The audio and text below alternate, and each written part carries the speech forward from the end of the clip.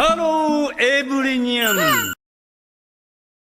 The story begins with a girl named Hayashizaki Kani, who is known to be an amazing swordsman with the nickname Storm Cat. We learn that in her younger days, Haya would challenge and defeat many dojo masters, so one could even say that she fights like the god of wind. However, when Haya sleeps, she is as cute as an angel, so her looks are very deceiving. Now, we see our hero Kazuki, who was adopted by Kani's family and has been her adopted brother right since they were kids. He tries to wake up his sister, but she is fast asleep, and it doesn't look like she's going to wake up anytime soon. Kazuki also laments that from this day, he will be a freshman at the Night Academy, which he thinks will be a huge pain for him. Kazuki tries to wake up Kani again, but his efforts have no effect on her. But there's something shady going on here as well. It looks like our hero has intrusive thoughts about his stepsister, so he tries his best to fight his desires. He knows this is not the time to be thinking about such impure things. But then Kani wakes up from her slumber. She playfully refers to her stepbrother as Nai-sama, and then she unleashes a special strangling art known as Death Plant Temptation. This sounds like a finisher move in a fantasy world, but it's actually just Kani's way of holding on to Kazuki with love. She is a bit fascinated with her stepbrother's body and scent, which makes him feel a bit awkward, especially with her sticking so close to him. Kani asks him not to be shy, so he tries to act like a man and says that he's not shy at all. It's just that he finds it a bit odd when siblings hold on to each other like this, but Kani is not letting go of him. Our hero tries his best, but it looks like his stepsister is using her magic powers to stay stuck to him. He asks her once again to let go of him, but she says that he should not call her love for him gross. Kazuki shrugs that off and goes on to ask his stepsister why she is dressed in a peculiar dress. She actually goes on to say that she went through the effort of looking like a schoolgirl, and she wants to know how her stepbrother feels about it. Kazuki has nothing to say at first, but then Kani says that it's been a while since they were able to meet like this, and today seems to be an anniversary as well, so she wanted to look good for her stepbrother.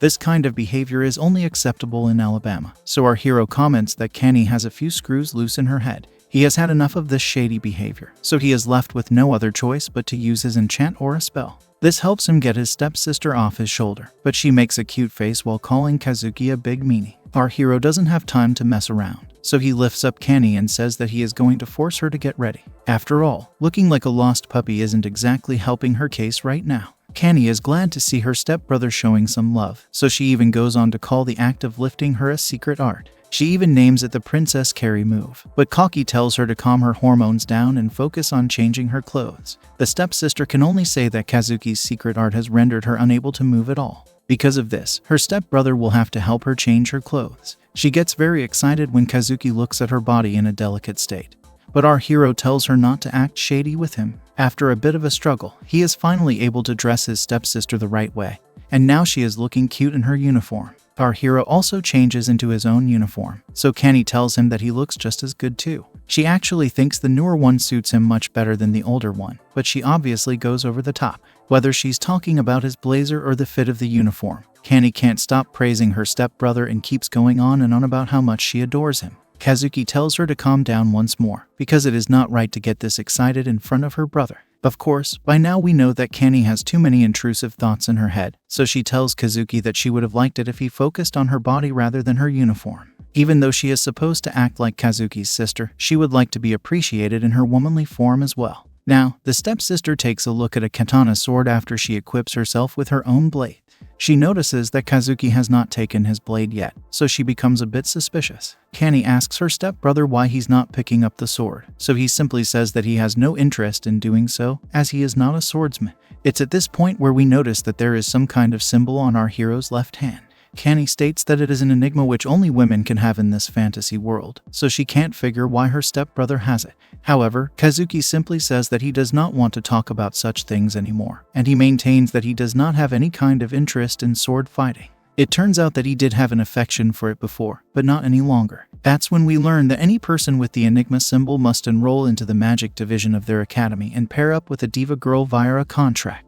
It's time for some context. So we learn that this is not Earth anymore, but some kind of fantasy world where the main academy has two divisions, out of which one is the magic zone and the other is for swordsmanship. Kani is a female swordsman, so she finds herself in the sword zone, while our hero is a summoner, so he has to be in the magic division. It turns out that all of this is due to a secret cult that was pursuing the evolution of humanity. They would conduct experiments using alchemy while keeping their shady acts a secret from society. 15 years ago, their efforts finally bore results when they discovered the power of magic. The root cause of this was a crimson fruit known as the Philosopher's Stone. Out of the blue, a mysterious man appeared and used alchemy to produce Philosopher's Stone at a mass scale. When this stone is put into the human mind, it awakens the dormant powers sleeping within them.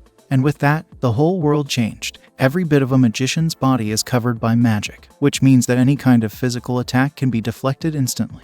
This trick is called invalidation, and the magical barrier can only be pierced by swords that have been blessed or enchanted. This led to the age of magic and swords rather than technology and advancement. As a matter of fact, even the police and the special forces changed their units to swordsmen and magicians, and their unit name also changed to Kishiden. Their training academy is exactly where our hero is going to be learning magic. Now, we go to Kazuki and Kani, who are at the station leading to the training academy. The stepsister asks her stepbrother if he actually wants to become a magic boy, but he is annoyed that she keeps asking him the same question. However, Kani has the right to be disappointed because it was Kazuki who had inspired her to become a sword girl. Seeing him take up the role of a magician makes her feel betrayed. And she also hates the girl who has become her stepbrother's diva. We learn that this girl was the one who gave our hero the Enigma symbol, and he wonders why she did such a thing. It's time for more context. So we learn that in the depth of a human's heart, there is an unconscious mind which is as wide as the sea. Inside the bottom of this sea is another universe known as a storm, which is like a parallel world. All of mankind is connected here, and this universe is where the real magic swirls around. On top of that, there are creatures living here as well, and they can be summoned to the real world if the right kind of magic is used. Such beasts are not very different from the gods and demons of human myths, so it seems as if Earth in itself has turned into another world due to the discovery of magic. However, we also learn that such beasts are called divas, and they choose to pair with certain humans by imprinting an Enigma symbol on them. This means that Kazuki's diva might just be a creature and not a cute girl. Such symbols are under strict control by the Japanese government, probably because they are extremely powerful. The contract ceremony changes the Enigma into a stigma, and only person who has completed this ceremony can become a stigma magician, since people with an Enigma are forced to enroll into the magic division. Kazuki had no choice but to say yes. After all, he also had a passion for sword fighting, so he would have chosen the sword zone if it were up to him. Even so, Kani can't accept the fact that her stepbrother has enrolled into the magic division, so their dispute needs to be settled somehow. After all, Kazuki was the only person who could give his stepsister a good fight. The biggest shock, though, is when our hero reveals that Kani is his elder sister, which means that she's a lot older than she looks. He asks Kani to be reasonable, but his words continue to fall on deaf ears as she tells him not to address her like that. At the end of the day, she loves and respects her stepbrother a lot, so she wants to call out to him with as much affection as she can provide. Our hero once again brings up the fact that his stepsister is older than him, and we are taken to a flashback. We see Kazuki back when he was just an orphan and then brought into Kani's house. He did not know what his age was at the time, but his stepsister's family had decided that she needed someone close to her age to play with. After her mother had passed away, Kani became even closer to her stepbrother and he became an official member of her family. Since then, the general idea was of Kazuki being the kind big brother and Kani being the lousy little sister. However, the truth came out during the time of the Enigma symbol. When Kani had turned 14, she was expected to have the Enigma symbol as that was the normal age to get it. However, nothing happened to her or even Kazuki, and the real revelation came a whole year later when our hero got the Enigma symbol, which proved that he is younger than his stepsister. Despite that, Kani's behavior towards Kazuki did not change, and they continued to have the odd relationship that had begun when our hero came to Kani's home. Kani feels that it would be fine even if she were somehow stronger than her stepbrother, but the main problem is in the fact that she is older than him. Anyway, now that the chat is over, Kazuki refers to his stepsister as his senpai and asks her to take care of him. Of course, she doesn't like to be called such a thing by her stepbrother, so she asks Kazuki not to do that. However, our hero lets his intentions get the better of him and he holds onto Kani's cheeks because they are cute. He then pulls her cheeks to make her look even cuter, so she asks him not to play with her like this. Our hero tells his stepsister that since she is the strongest sword girl in the academy, he will make sure to become the strongest magician. He then says that he will always be her rival because his summoning magic will always defeat her magic sword, no matter how many times they fight. As expected, Kani blushes greatly and asks her stepbrother to become the strongest magician in the world. She also states that member of the Heya family never goes back on their word, so our hero has to do what he has promised. Suddenly, a boy comes running towards the step couple and calls out to the president of his group. It happens to be Kani, so she asks him what the matter is. The boy's name is revealed to be Tora and he asks his president why she has kept her phone off. Kanny simply says that she is showing the freshman Kazuki around the academy, so she didn't want to be disturbed. Tora takes a look at our hero and is shocked to see a male student in the magic division. However, we also learn that there are rumors of Kazuki floating around the school, so Tora did hear about him. Kanny takes this chance to laugh as if she is some kind of evil villain, and she declares that the freshman is none other than her stepbrother, of whom she is very proud. However, she keeps using the term Naisama, which means older brother in her culture. Tora is confused by this, so he asks Kanny how this is possible, especially if Kazuki is a freshman. The sword girl prefers to live in her fantasies, so she asks Tora what the whole fuss is about. He goes on to reveal that there was a huge fight between the magic division and the sword division. This happened in the garden area located at the back of the school, so there was a huge uproar over it. Kanny is not impressed by what Tora tells her, because he is supposed to be the number 3 swordsman in the academy. He states that the person who's actually got beef with the magic zone is none other than the president herself. Kanny realizes that she needs to take care of this situation, but that means she has to leave her stepbrother for now. She says sorry for going at such an abrupt time, but Kazuki has no problem with it and even addresses his stepsister as president.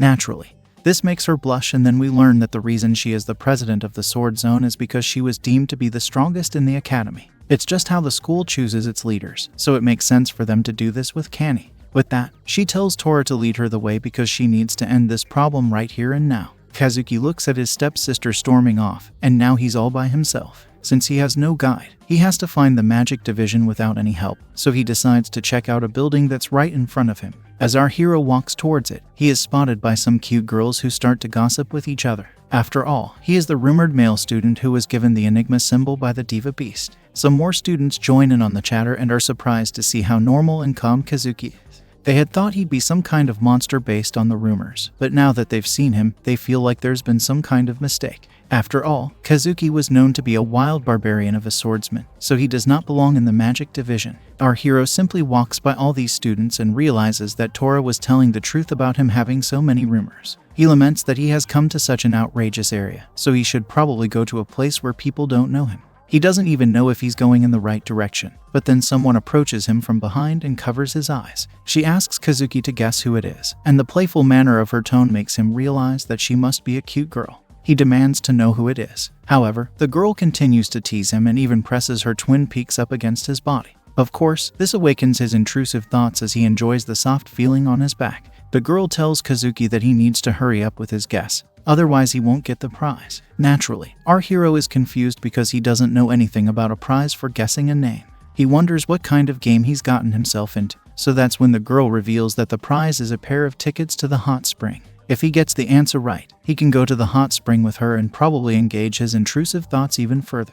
The girl seems to be very playful as she counts down to 10, but skips to 0 after 3 counts. Even then, she says that it can't be helped, so she is fine if he answers her while looking at her face as well. The girl leaves her hands, so Kazuki looks back and notices that she is not just cute but very curvy as well. He is amazed by her beauty, but still isn't able to guess her name, so she says that it's their first time meeting each other. She says sorry for clinging on to him so much and finally introduces herself as Atanashi, also known as Kaguya. She is a teenage girl who is going to follow our hero the whole time, and she even says that she will start crying if she doesn't live up to her name. She then reveals that she is going to be Kazuki's senpai, which makes sense now. Our hero goes on to state his name as well, but Kaguya seems to know his entire family history, and she narrates how he is from Kanny's family and has been blessed with a Diva's Enigma symbol even though he is a master swordsman. Kazuki is surprised to see that Kaguya knows his stepsister, so she explains that they are good friends. Since he is special, the curvy babe had decided to do some research on him, but now that she is finally in front of him, she asks our hero if he wants to become her friend.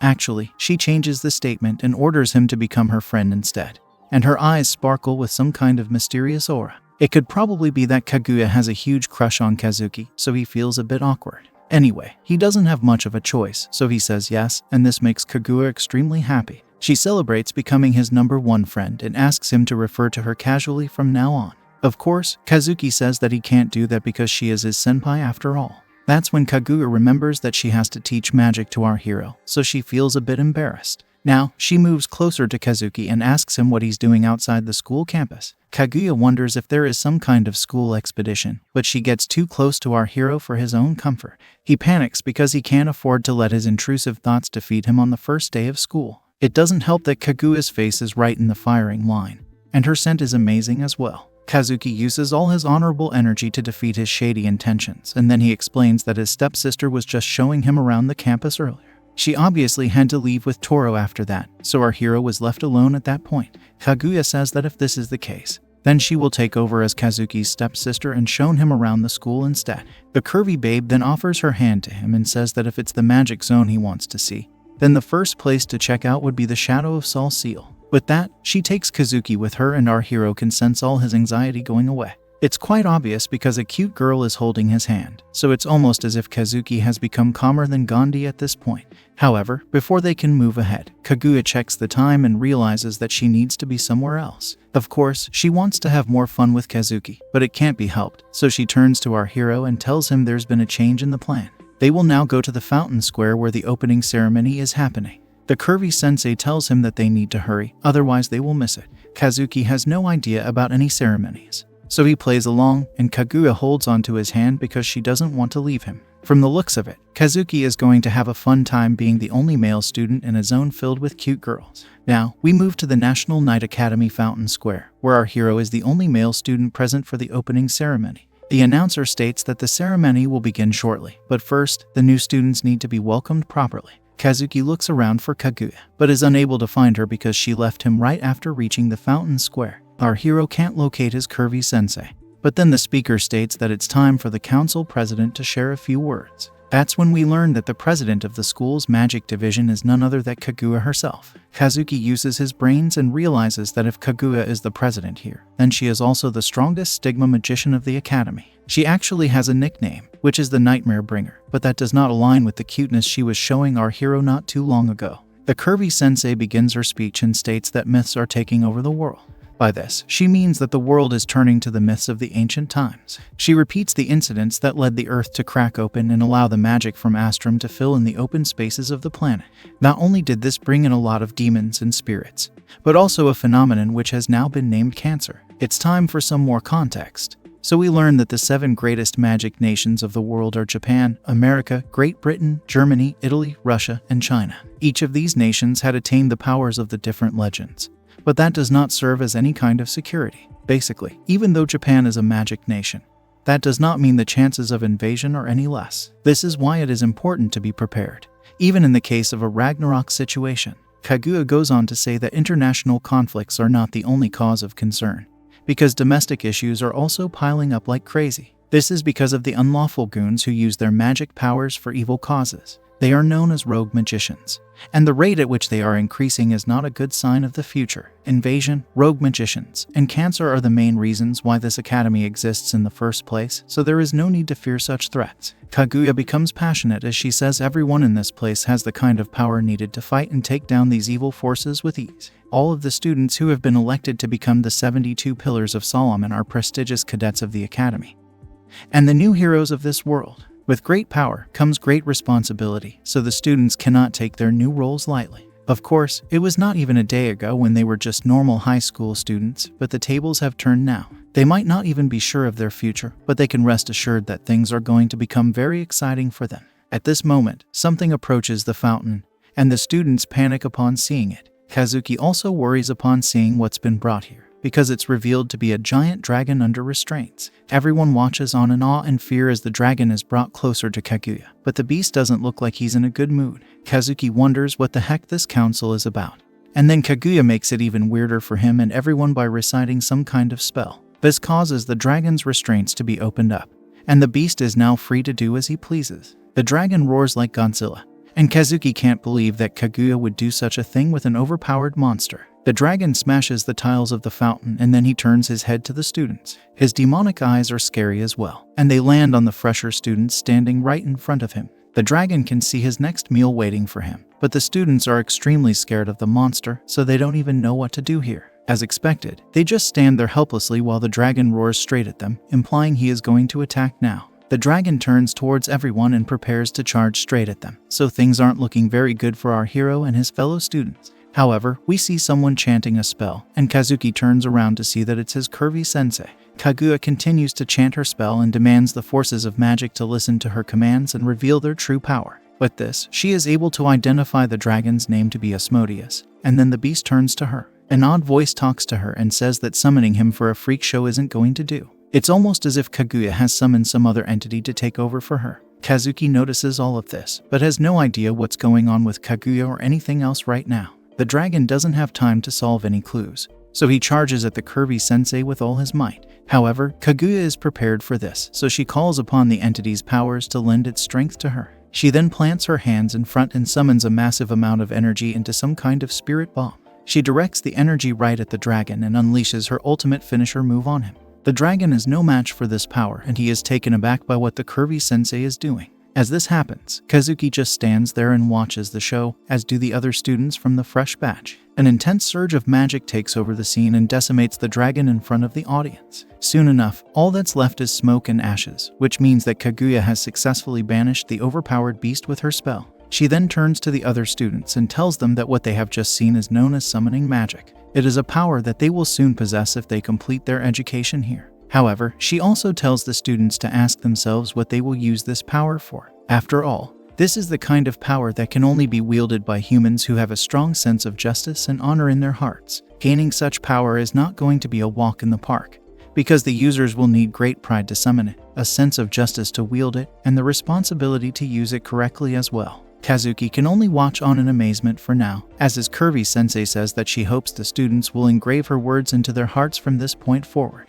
With that, she switches to her cute mode and welcomes all of the students to the magic division. She has put on quite the show, so everyone cheers for her with passion. In the middle of their cheers, we see our hero looking at the symbol on his hand. He wonders if empty people like himself even deserve to wield such powers. Concepts like justice and peace are just obscure ideas to him, because the main reason why he chose to enroll into this academy was to simply please the father who adopted him into his family. Since becoming a knight is his end goal, our hero doubts if he should wield the kind of power he just saw from his curvy sensei. His thoughts are cut short when we see Kani coming to the scene and calling out to him. Kazuki asks her if she's done with her errand, and she says that she took care of it like a piece of cake. As a matter of fact, the girl who started the fight was beaten up with ease. It's at this very moment that Kaguya decides to chime in, and she says that she also heard of the way Kani dealt with the student. Kani greets her, which means that the girls do know each other, but that's as pleasant as it gets between them. Kaguya says that the dispute between the magic zone and the sword zone right now was not dealt with in the right way. No matter what the reason may be, there was no reason for Kani to get so violent. However, the sword girl says that the one who had launched the first attack was a magic zone student, so she had to teach her a lesson. Kaguya agrees that her side may have started the fight, but getting violent was not the right solution. It's bad enough that the sword zone and magic zone have very fragile relations between them, so incidents like this will only make it harder to maintain them. However, Kani says that Kaguya should hold her student accountable for what she had done. After all, her sword students are not target practice for summoning spells. Also, she doesn't want Kaguya to call her casually because she doesn't consider them to be close. Seeing all of this only makes Kazuki fret, because he was told by the curvy sensei that she was friends with his stepsister. That clearly doesn't seem to be the case here, so our hero laments the delicate atmosphere in the academy. Things now shift to Kazuki, as Kani asks him what he's doing with Kaguya. However, she refers to him as Naisama once again, which confuses the curvy sensei. She then states that she found Kazuki all alone and wandering around the school, so she decided to capture him. Kaguya says that she wants to give Kazuki some guidance, but Kani tells her stepbrother there is no need to seek any advice from such a girl. With that, she grabs our hero's hand and takes him away to continue their tour of the campus. However, Kaguya grabs his hand as well and says that she too wishes to guide him. This leads Kazuki to an awkward situation where both his stepsister and his sensei want to be with him. This is a scene that our hero might have seen on the internet before, as the curvy sensei says that she has to guide him through his magic lessons, as that is something his stepsister won't be able to help with. However, Kani says that she already has an arrangement with her stepbrother, so Kaguya should not try to interfere with their lives. Kazuki starts to sweat as the argument grows even further between the girls. Kaguya maintains that a magic student has to be guided by his council president.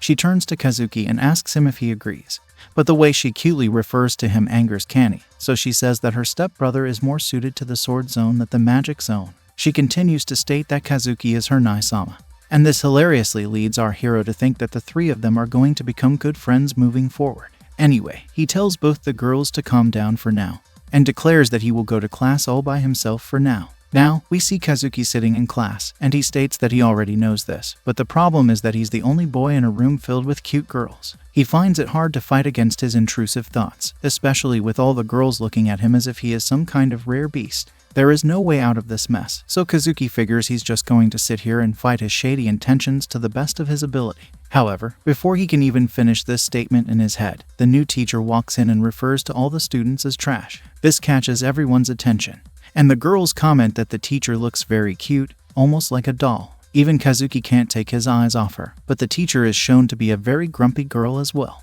She doesn't seem to like the fact that she was called cute just now, and goes on to introduce herself as Liz Lisa. She is a graduate from Great Britain, which is the country that first introduced the concept of magic to the world. Over the next year, Liz is going to train all the students to transform into knights from the trash that they are right now. She even orders everyone to be prepared to thank her for this service, which comes across as odd. Now, Liz places her eyes on our hero and comments that this class is going to be a troublesome one for her. Before things can get out of control, she decides to tell all the girls that the boy present amongst them is an intruder and not worth their attention. She even calls him an ordinary piece of E-class trash, which does seem to be quite rude. However, Liz doesn't care and she tells Kazuki not to misunderstand his presence over here. Our hero is not going to sit there and take this nonsense, so he tells Liz that he has not misunderstood anything at all. He also doesn't intend to remain in E-class for long, so he impresses Liz with his attitude. The grumpy teacher says that she hopes Kazuki will live up to his words, and then she tells the girls not to get too carried away just because there is a boy in their class. They shouldn't go around screaming because of his presence, because if they have the time to do such things, then they should also have the time to aim straight for the top.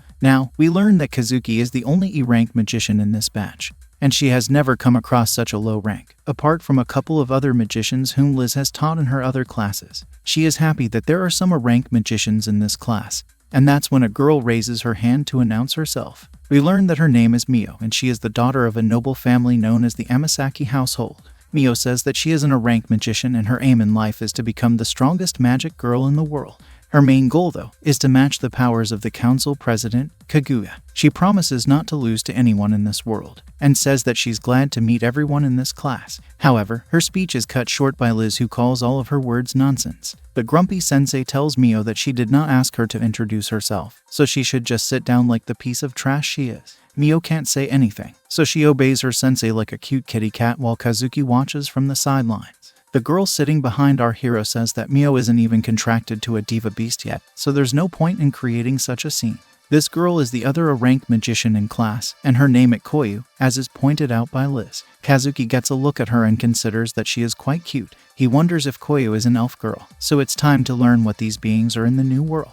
A known phenomenon occurs within the humans that are blessed with unusually strong magical powers. As their bodies modify themselves to handle the magical power, they appear slightly different, as can be seen in the pointy ears that Koyu has. This is why they are called elves, and Kazuki can't stop looking at Koyu. She asks him if there is something on her face because she does not appreciate an E-rank magician staring at her with intrusive thoughts. Our hero activates player mode and tells her that he was just thinking about how pretty she is. Koyu does not believe such words and states that the better word to describe her would be grotesque and not beautiful. She even states that Kazuki should fix his attitude and not say false things to her, because it is unseemly of him to do so. This leads our hero to unleash his ultimate player move, and he says that he really means it.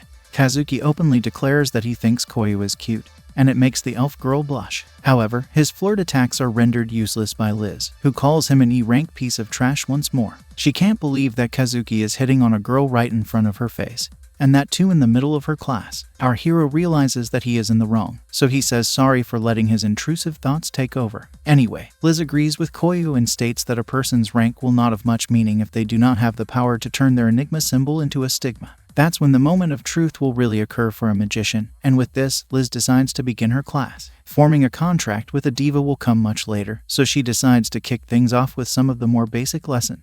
Starting from number 1, she wants each of the students to introduce themselves, but the first person is Mio, who has already made a grand speech. Liz wants to skip her, but the noble girl says that she was not satisfied with the way her speech was ended. Everyone already knows enough about Mio because of her family, but our hero seems to have his eyes on her. She has a very cute face, and she starts to blush when she notices Kazuki looking at her, probably with shady intentions. Anyway, the noble girl decides to introduce herself once more, and she claims that she will become the next council president after Kaguya. Her hobbies are painting, writing, modern poetry, and sewing, but her specialty course is that of the magical arts. She then proceeds to wave at Kazuki while blushing, but our hero can't believe this is happening. He wonders if they know each other because it's not normal for him to be greeted like this. He believes that Mio might be waving at someone else in the class, and not him, so he looks away and doesn't respond to her. This makes the noble girl upset, but our hero doesn't know how to take a hint, so he continues to look away. That's all for now, so Mio gets upset and sits down with a grumpy expression.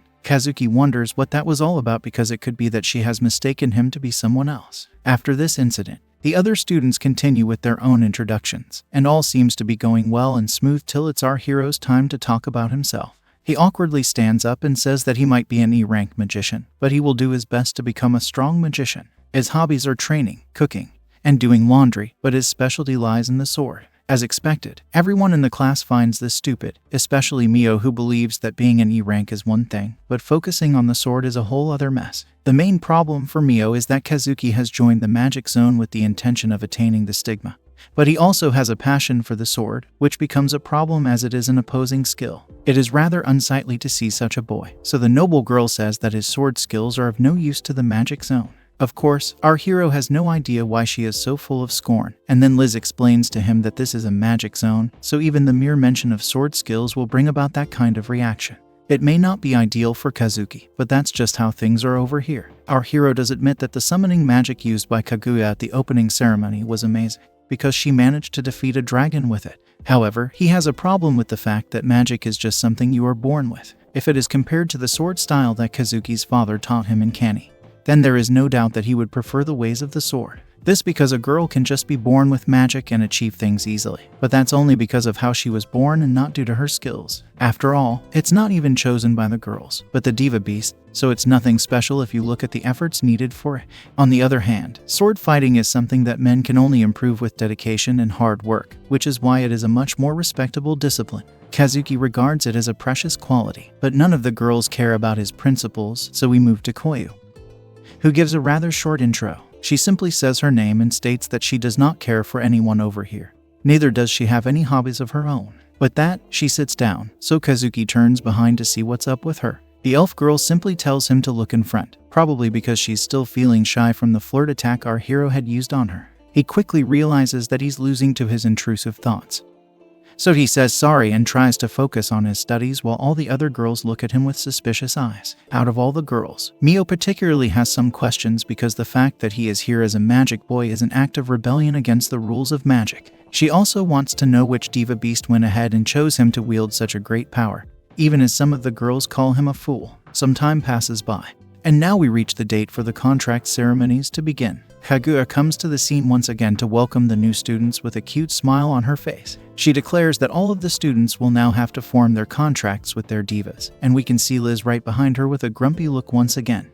This might be because she is jealous of the curvy sensei's twin peaks, but there's no time for personal judgments right now, so she tells the students that they will now be sent to Astrum via their subconscious minds. Once they reach, they will need to go beyond the gate of ID where they will speak with a diva beast. When that happens, the diva will give them the spell which will make the summoning process simpler by breaking it down into 4 simple steps. They go in the order of access, then order, then targeting, and finally, activation. Upon completing this, the students can go on to become stigma magicians. The catch though is that wandering out of the darkness of Astrum will be a problem, especially if the students need to find Diva's beast. As a matter of fact, no one from Classa was able to manage it, so this needs to be treated as a test more than a ceremony. Kaguya says that the students need to put all their hearts into this, and then she proceeds to call up seat number 1, which is Mio. She is ready for action, and then dives into Astrum immediately. The first 3 steps seem to have gone well enough, and when it's time for activation, we can hear a mysterious voice taking over Mio. She says that she knows the name of her diva, which is Phoenix, and the beast tells her that she is known to be a poet and magician. The diva now speaks through her body and says that she is like a songbird who likes to toy with reason via her sweet tongue. Mio's body starts to transform with a battle suit forming around her, and Kazuki comments that it's the same kind of battle suit that is worn by those who are chosen by a diva beast. The diva tells Mio to obey its command and prove her strength as we see the enigma symbol on her back transforming into a stigma. With this, Mio successfully transforms into a stigma magician and she proclaims her diva to be called Phoenix. She can see a spell right in front of her and believes that she can perform a level 1 summoning right here and now. However, before she gets too carried away, Liz screams at her and says not to push herself after diving into the Astrum that deeply. This restores some order at last, and Liz comments that she just avoided a close call. Kaguya, on the other hand, is gentler, and she tells Mio that there is no need to rush these things if she's already learned the spell. Anyway, the noble girl will now be able to connect with Astrum more easily from this point forward. The noble girl is congratulated on achieving a successful contract, and everyone applauds Mio for what she's done. Kazuki is also impressed, but he would not expect anything less from a magical prodigy like Mio.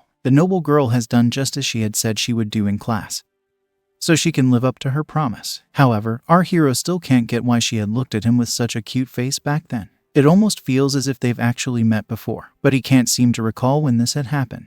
Neo looks at him yet again with a cute face, which means that something is definitely up. But there's no time for him to wonder, as it's his turn now to step forward. Kazuki comes back to his senses and does as he's told, which makes Mio upset yet again because this is the second time that he's rejected her. Kaguya is more than pleased to see the sword boy once more, and she refers to him as Kanny's stepbrother as he steps in front of her. She asks him if he remembers what his stepsister was saying earlier in the morning about the conflict between the magic zone and the sword zone. Our hero says yes, and then Kaguya states that both the zones need to learn to work together. After all, if they don't compensate for each other's weaknesses, then there's no way for them to cone out and show their true powers. The curvy sensei laments that no one listens to what she has to say, but now that a sword boy has come into the magic zone, his presence could change everything the school has known about magicians and swordsmen. With this statement, she asks our hero to show her his diva beast. Kazuki is now sent to Astrum, and he is amazed to see how dark everything is around him. He wonders what the diva beast who chose him would be like. And then he suddenly hears a voice asking him if he is prepared to take on the power to change the world. This alerts our hero, because the power to change the world is a bit too much for him. He wonders what kind of contract he's getting into, because he doesn't know if he would even be able to use so much power. However, since he has been chosen under such a circumstance, then he is more than ready to give it a shot and lay his life on the line. Now, Kazuki tells his diva beast that if it wants to see resolve in him, then he has the quality in abundance. With that, his diva shows herself as a cute girl and forms a contract with him via a kiss. The diva's name is revealed to be Leem, but all the girls are shocked to see a complete contract being formed with Kazuki, and that too with a diva girl. Our hero feels a massive surge of energy which is coming from Leem's lips in the form of heat. With this, his enigma changes to a stigma and he becomes a successful magician just like that. However, Leem can't get enough of him and lets her own intrusive thoughts take over. The contract is done, but our hero has something to say to his diva girl. She wants to know what it is, and he awkwardly says that she doesn't have any clothes on. This leads to a hilarious situation as the diva girl panics and runs for cover while Kaguya tries to find her some clothes to cover her body. Naturally, Kazuki is a bit confused by what's going on, but then he loses his mind when he sees his curvy sensei in a rather delicate outfit. She simply says that she's wearing the decorteo outfit from Asmodeus underneath the robe she had on, and now she presents that robe to Leem. At the same time, she asks our hero not to stare at her, because his intrusive thoughts will surely take over if he continues to see her curvy body. Kaguya is feeling shy, so Kazuki looks away and apologizes for staring at her with shady intentions.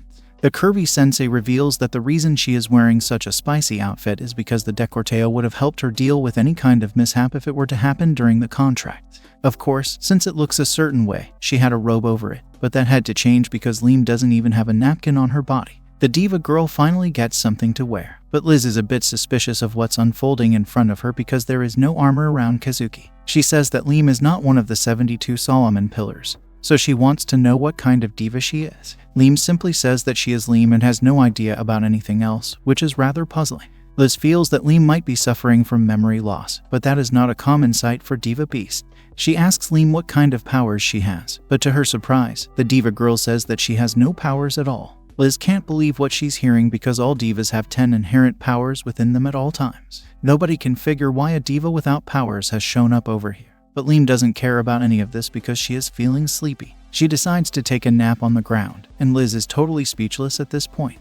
Of course, the one who's most confused is Kazuki, so he asks Leem to wait a minute. She changed his life by giving him the Enigma symbol, so he would like to know why that is the case. Liz tells our hero to stop with his line of questioning, but he says that he needs to know the meaning of it all. This is not what Liz meant though, because Leem has already fallen asleep, so it's not like she'll be able to answer anything at this point. There's a lot of chaos to deal with right now, but then Kaguya comes up with a new problem for everyone in the academy. From the looks of it, Kazuki has formed a contract with a diva who is not one of the 72 pillars of Solomon. This means that he has made an illegal contract, which could cause a lot of trouble moving forward. Liz knows that the curvy sensei speaking the truth, but it would be best not to talk about such things right now. The current issue is to take Liam to the infirmary and discuss matters in the staff room. With Kazuki's contract done, it's time for Koyu to do her thing, and even she is able to form a contract with a diva named Weparl who has given her ice powers. Liz observes this and notes that Koyu has also been successful in her contract with a diva beast, now that everyone has completed the ceremony. The only 3 students who have succeeded in their contracts are Kazuki, Mio, and Koyu. Now, we move to the infirmary where Kazuki is looking at Liam resting in the infirmary room. He comments that she is snoring away as if she is some kind of carefree girl. However, the real problem for him is that he has ended up making a contract with a diva who doesn't have any kind of armor or even powers. He wonders if this makes him an illegal summoner. And there is a strong reason behind this too. Basically, the current world forbids the formation of contracts with any divas who are outside the 72 Pillars of Solomon. If one was to do such a thing, then he would be pursued by the order as an illegal magician. This is because some divas are known to be hostile towards humans once they are given a certain amount of power. They can even use this power to consume and control the soul of the person who has summoned them. As a result, these hostile divas can take over their masters' bodies, which is a cause for concern. This is not at all what our hero was expecting, especially after all the drama that has come his way. He did not want the Enigma symbol in the first place, and now he is going to be punished for it as well. He clearly can't catch a break. And then there's a knock on the door, after which both Liz and Kaguya step inside. Kazuki looks at them with a dejected face, as they tell him that his sentence has been decided for now. Liz says that some of the staff members still don't trust Liam, and on top of that, our hero is suspected of being an illegal summoner. Keeping all these things in mind, the staff has decided to present a deal to him. Kazuki and Liam will be under observation at the school's magic zone, and they will need to stay at the student council's private dorm for now. The name of the place they have been allotted is called the Witch's House, but that doesn't sound promising to our hero at all. He can only wonder what kind of adventures await him over there. Kazuki carries Liam on his back, and after a decent walk, they finally reach their target area. Kaguya gives our hero a smile as she presents the witch's house to him, which doesn't really look all that bad.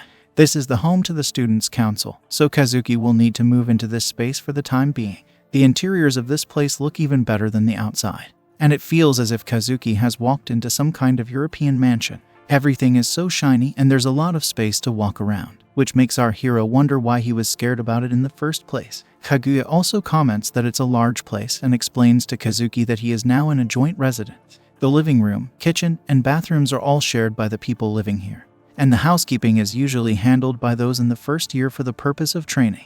Kazuki has no issue with this, because he is very used to doing chores due to his stepsister. As a matter of fact, he even enjoys such tasks, so Kaguya is pleased to hear this. Now, Liam wakes up and calls out to Kazuki, so he expresses surprise to see her awake. The diva girl says that she has an emergency that needs to be taken care of immediately, so Kazuki becomes alert because danger might be nearby. He asks what the issue is, but Liam says that she has to go to the toilet. This upsets our hero, but he is surprised to see that even divas need to do such things. He asks Liam to hold it in for a bit longer, but it doesn't look like she'll be able to do that. Kaguya is more than happy to take Liam to the toilet, so our hero apologizes to his curvy sensei for making her go through this kind of trouble. She says it's all good and then she takes the diva girl with her. Kaguya tells Kazuki to feel free to take the vacant room on the second floor, but she also warns him not to enter any of the rooms that have nameplates on them. After all, this is where the council members stay, and since all of them are girls, Kazuki might just walk into something he'd love to see but would also get punished for. The curvy sensei also notifies our hero about a party that will be hosted downstairs later on, so he should also come for it once he's changed his clothes.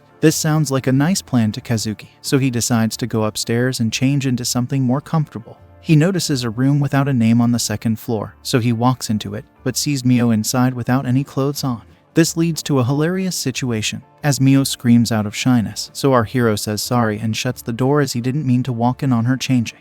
He tries to figure why Mio is over here, but before his mind can get to work, he hears another familiar voice talking about hearing a strange noise. It's none other than Koyu, who is dressed a bit too comfy for her own liking. She wants to know why an E-rank like Kazuki is here, but our hero can only stare at her delicate state. He asks her why she's wearing such clothes, but the elf girl says that it's Chut's loungewear, so she doesn't see any issues with it. However, she doesn't like the fact that Kazuki is staring at her, so he says sorry for letting his intrusive thoughts run wild like a beast. Suddenly, the door opens from behind him and smashes his back in hilarious fashion. It's Mio, who is very upset and shy to see the E-rank magician over here. Even she wants to know what he's doing in the witch's house. But the important thing is that Kazuki has just seen her without any clothes on, so that's a bit embarrassing for the noble girl. Our hero has the audacity to tell her that it's all because of Murphy's Law, which states that anything which can go wrong will go wrong, and that too at the worst possible time. He also gives the real reason for being here, which is the fact that Kaguya had invited him to stay in the witch's house. What he would like to know is why Mio was in a room that had no name on it. She says that she's a rank, which is why she is in the council house. Basically, it is a tradition here for promising first-year students to stay in the council house so that they can learn from their seniors and become better at their skills. The noble girl continues to say that E-rank magicians like Kazuki are not supposed to be here, but the noise she generates causes Kaguya to come to the scene. She wants to know what the fuss is all about, so Mio asks her why Kazuki is here with his intrusive thoughts. The curvy sensei says that it can't be helped because some things have come up due to Lim. Kaguya states that she's aware of our hero being a boy, which can be awkward for everyone else as they are all girls. However, the seniors and staff members have decided that Kazuki and Lim will be staying with them at this mansion, so everyone needs to learn to get along with each other. Of course, Mio is not on board with this, and she keeps saying no, even though that's not really going to change anything. Some more time passes by, and now the welcome party begins. Kaguya says that she would like to kick things off, but the problem is that the vice president is out on a quest at the moment. They'll have to wait for her to begin the party, but Kazuki is amazed to know that there are quests in this academy. Naturally, Mio has something to say, so she tells our hero that she thinks he's a dunce, but he is still expected to pay attention when the speeches are being made at the ceremony. She explains that there is a guild in this world where students can help the order with their work. These students can form parties, investigate magic realms, and even capture rogue magicians. If the students can complete these tasks with ease, then it will help their ranks. Students can also engage in duels with each other, which can affect their rankings too. Toyu adds on by saying it's useless to brag about your current rank, because these activities will help determine your true level. This is exactly like the kind of stuff Kazuki likes to read about in manga comics. So he gets a decent idea of the concept. Our hero still has a question, and it concerns the third-year students as he knows that Kaguya is a second-year student. He basically doesn't know if there are any third-year girls over here, but Mio only becomes more frustrated after hearing this. She can't understand how all of this went over Kazuki's head during the orientation, so she asks him if he was even there in the first place. We learn that third-year students always travel around the country and visit the Order's branches as interns. This is why they are almost never seen in the academy. But now it's time to meet someone new. A mysterious person walks into the room and declares that she's back from her quest. It's none other than the vice president, who is also cute and curvy like Kaguya, but with short hair. She is happy to see the first-year students in waiting, and says sorry for taking so much time to come. Kazuki can identify this girl as the one who had brought the dragon to the opening ceremony for Kaguya to use her magic skills. This girl has a very gallant and dignified face, almost like that of a boy. The vice president takes one look at Kazuki and is amazed to see him, so she grabs his hand. She is amazed because she thinks she has finally found a girl who looks more boyish than her. Kazuki tries to tell her that he actually is a boy, but she keeps scanning him from top to bottom. She thinks his face is cool, and he also has a sturdy frame, so it's almost as if he is a real boy. Kazuki has let this go on for too long, so he decides to reveal the truth about himself and states that he is actually a boy, not a girl. This shocks the vice president, so she quickly hides behind Kaguya and asks what a boy is doing here at the council house. The curvy sensei says sorry to our hero for the vice president's behavior because she is a bit scared of boys. The reason behind this is that all of the schools she had studied in only had girls in them. Due to this, she was never able to interact with boys, and now she is a shy person. Despite this, Kaguya tells her vice president that she should at least introduce herself if she wants to be polite. Now, we finally learn that her name is Hikari, also known as Hika, and she is the vice president of the student council. Hika says it's nice to meet Kazuki, but we all know she's being very shy about it. Our hero looks at her for a bit, but this makes her very conscious, so she asks him not to stare at her for long. Kazuki is glad to see that she has a cute side to her, but then Lim shows up and says that Hika looks very interesting. She even says that the vice president would be good for contracting, but Kazuki has no idea what she means by this. Anyway, Hika tells Kaguya that she has brought a lot of sweets from her quest, so the curvy sensei celebrates this fact. With everyone in place now, the girls and Kazuki begin the welcome party at the witch's house. The party goes on for a while, and then our hero decides to finally call it a night. He heads to his room and comments that he had no idea they would be up till this late. Anyway, he's a new student here, so he's sure he'll be able to get along with the magic girls, even though they come across as a bit odd. He enters his room but is shocked to see Lim inside waiting for him. She is a bit upset over him being so late, but he asks her what she's doing here because she's supposed to have her own room. The diva girl says that she does not want anyone to listen in on this chat, which is why she chose to come to her master's room. Kazuki becomes a bit alert now, because Leem is implying that she does not have any memory loss, and all of this till now was just an act. The diva girl states that she does have a bit of trouble remembering everything, but she does know the basics of her mission as of now.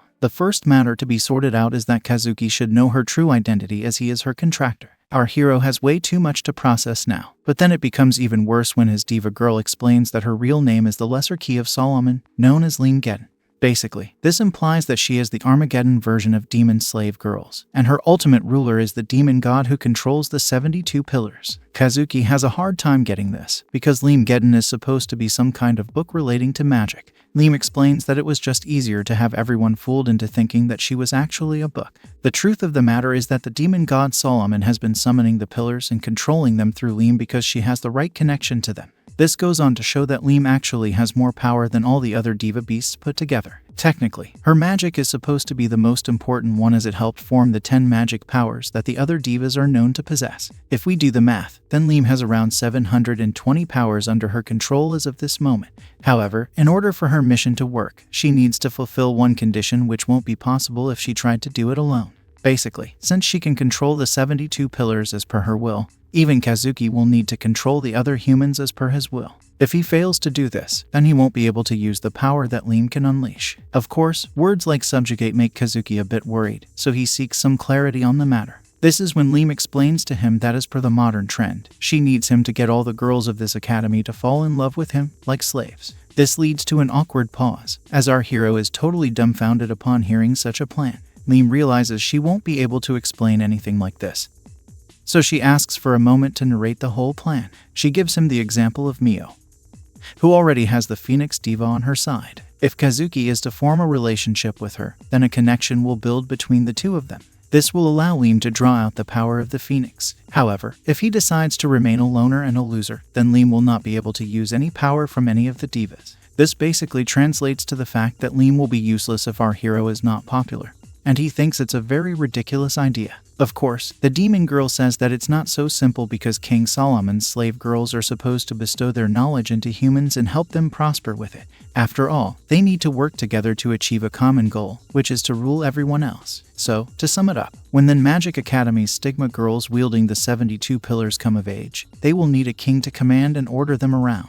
This is Leem's true mission, which was why she gave Kazuki the Enigma symbol in the first place. She then tells our hero that he should put his faith in her, because she is going to turn him into a harem king. Now that we have a fair idea of what Kazuki is going to do, we move to Mio, who is resting in her bed, but seems to be upset over something. She had thought that it was going to be a nice reunion between her and Kazuki, but that didn't happen at all. We now learn that the two of them had met each other when they were kids, and it's been around 5 years since they last saw each other. The noble girl feels bad because she thinks that Kazuki has forgotten all about her, especially since he ignored her twice today. We move back to our hero now, who is still in shock over the fact that he has to become a harem king. Leem goes on to explain that King Solomon unifies all of those who have scattered by using his power of convergence. Without this power, the humans will not be able to resist a giant wave that will come to sweep this world away in the near future. The diva girl claims that humans are weak, and they exist to feed the demon god, which is why she has made this her mission, as have the other 72 pillars. All of this is fine, but what Kazuki is unable to understand is the need to build a harem for such a deadly mission. Leem does admit that building a harem at such short notice is not going to be an easy walk in the park, but she has a solution for it. The diva girl asks her master not to worry, and she prepares a decorteo armor for him which will help build the harem for our hero. She uses her powers to create a ring that forms around Kazuki's left hand.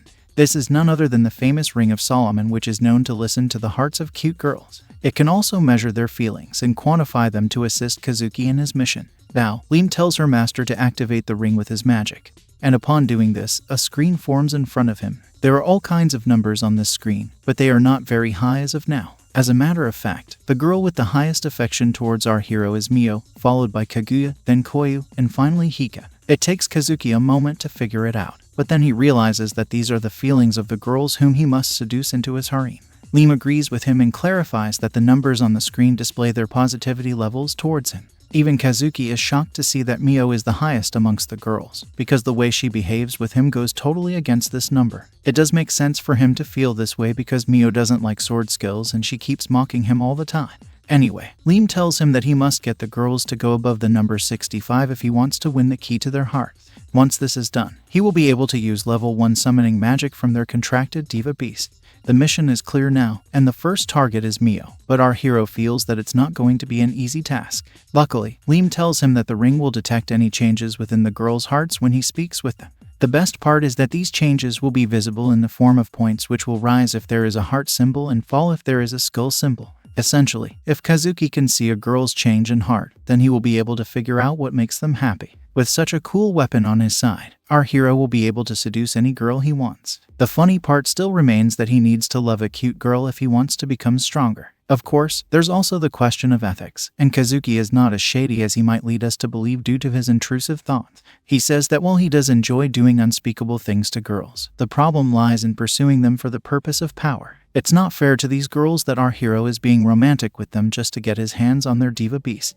He then asks Liam if the positivity levels have to be romantic, because even friendship might work for him. However, the diva girl says that friendships between men and women are hard to establish no matter what most people may try to say. Becoming friends with 72 girls will be much harder than getting them to fall in love with Kazuki. Our hero understands this, but maintains that he will try to go for friendship first instead of love. Liam is not too pleased to hear this, but she will not force Kazuki because he is her new master and king. However, she does state that she will be observing our hero through Astrum, so he should be careful. Liam has had enough of talking now, so she tells her master that it's time to sleep as she gets into his bed. Once again, our hero hilariously asks her why she isn't going to her own room, but she says that she must sleep in the same bed as her master and king. After all, her whole existence was possible only because of Kazuki's magic, so it makes sense for her to be more stable if she is closer to him. Our hero doesn't have much of a choice, so he gets into bed with her and she snuggles close to him. Liam says goodnight to her stoic king, but he does not appreciate the usage of this word. Anyway, as he lies in bed, Kazuki thinks about how he has to become a harem king now. It's straight out of a light novel that he used to read back when Earth was still a normal world. However, he knows that winning someone's heart is not as easy as it looks like while playing a game. He's not even sure if he can become someone's love interest. But as he goes through his confidence issues, his phone starts to ring. It's a message from his stepsister Kanny, and she tells him that she is going to sleep in a spicy night dress because the moon is looking beautiful tonight. She tells her Naisama to feel free if he wants to have a fantasy about her or get excited about what she's wearing, so it doesn't look like she has changed at all. She hopes to see him in her dreams, and she asks him to see her in his dreams as well. Our hero has no idea what kind of videos his stepsister has been watching, but she needs to calm down. The next day is welcomed by a bright sun, and we can see the witch's house being cleaned properly by Kazuki. He has finished clearing up the living room, and it looks as good as new. He isn't done just yet, because he has to cook some food for all the girls in the dorm as well. He takes out some of the raw ingredients and makes a decent variety for breakfast. Kazuki recalls what Kaguya had told him about the first-year students doing all the chores in the dorms. He's fine with it either way, but he also hopes that his seniors will be impressed by what he has done. Liam reaches out to her master in his mind and tells him that he is behaving like a real king by trying to increase the positivity levels of the girls towards him. Of course, this makes him feel weird because he doesn't want his slave girl to use such terms. Our hero takes a look at the clock and figures that he still has some time, so he decides to cook some lunch. After all, there are enough ingredients for it, so he might as well get it done now rather than later. As he prepares the meal, Mio walks into the kitchen and they exchange glances. Kazuki remembers that out of all the girls, Mio is the one who has the highest affection for him. He wants to make use of this affection, so he asks her if she would like to finish the chores together with him. Of course, he does not know that he has already broken her heart, so Mio simply ignores him. This causes an awkward silence, and Kazuki doesn't know what to do next. But then Mio can smell something nice, so she turns around and notices the food that her crush has cooked. The dish is called carriage, and Mio seems to love it, as can be seen by the dreamy look in her eyes as she rushes to the cooking table. Kazuki tells her that he used to live in an orphan home and the cook over there taught him how to make it. But then he notices something very important. There is a heart icon coming out of Mio, which means that the points inside her are increasing. Even the Solomon ring reacts to this with the same symbol, just as Liam had told him the previous night. Kazuki wonders why this is happening now, but then he figures that it must be because carriage is Mio's favorite food. He decides to take a shot in the dark, so he asks Mio if she wants to cook with him, as it might be boring if she just watches the process with him. However, the noble girl does not have a favorable reaction to this and asks our hero if he wants her to do chores with him. This puts Kazuki in a spot of bother, so he tries to cover up by saying the first-year students need to do the chores of the house together. Sadly for him, Mio says that even though the both of them are in the first year, she is still higher than him because she isn't a rank and he is an E rank. The noble girl puts on a shady face and says that if someone like her is a peon to the seniors, then a boy like Kazuki might as well be her slave. She takes it a bit further by saying Kazuki should feel honored to prepare her food, but all he can think of is how she wants him to be her slave boy. He does not react to her words and simply gets back to cooking because he does not want to create any fuss. Mio is a bit taken aback to see how calm he is, but this also puts a smile on her face and she even blushes when he's not looking. Mio positions herself behind Kazuki to see his cooking. And then we shift to the dining table where Kaguya is enjoying the food our hero has made. She feels that it is very fresh, so she asks him if he scooped the fish right out of the courtyard pond. She looks very suggestive while eating, but Kazuki must keep his intrusive thoughts in check, so he says that he just took the fillets out of the fridge and prepared them accordingly. Even so, the curvy sensei thinks the meal is top class and thanks her rival's stepbrother for the food. It's not just Kaguya who feels this way, because we see Mio, Haki, and Koyu also giving the same kind of response. As a matter of fact, Haki is so surprised to see that a boy can cook this well, so she won't have a problem if he is that kind of man. All of the girls have heart symbols floating out of them, which means that our hero is one step closer to becoming the harem king of this world. Liam also enjoys this and she congratulates her king for doing such a good job, even though he feels it wasn't much of an effort. Now, we learn that Magic Zone students are needed to take 3 separate classes that are divided as mythology, combat arts, and magical control. As the names may suggest, mythology focuses on the study of myths and legends pertaining to this world. In combat sports, the students are taught the various strategies of war, and the Order's standard formation is that of the Heaven to Earth formation. As far as magical control is considered, this is where the practical aspect of learning is involved. We see this in action when Mio uses her battle suit to test out her phoenix powers. She starts chanting a spell where she asks the phoenix to dance with its wings and scatter the sparks of its flames. She continues to chant some more in order to prepare her attack, and soon enough, she is able to channel enough energy to shoot a massive blast. Mio's phoenix is shown to be overpowered as she is able to a deadly spiral flower blast that is a finisher move. Of course, since both Mio and Koyu have contracts with Diva Beasts, they use their level 1 magic whenever they want. On top of that, they can also train to achieve master over the higher level magic skills. The other students, though, need to train to form a contract with the Diva Beasts first. If we look at our hero, he is in a rather unique situation because he has a contract with the demon god's slave, but he has no summoning magic to use. Due to this, he finds himself with a bucket of water and keeps swirling the liquid as part of his training.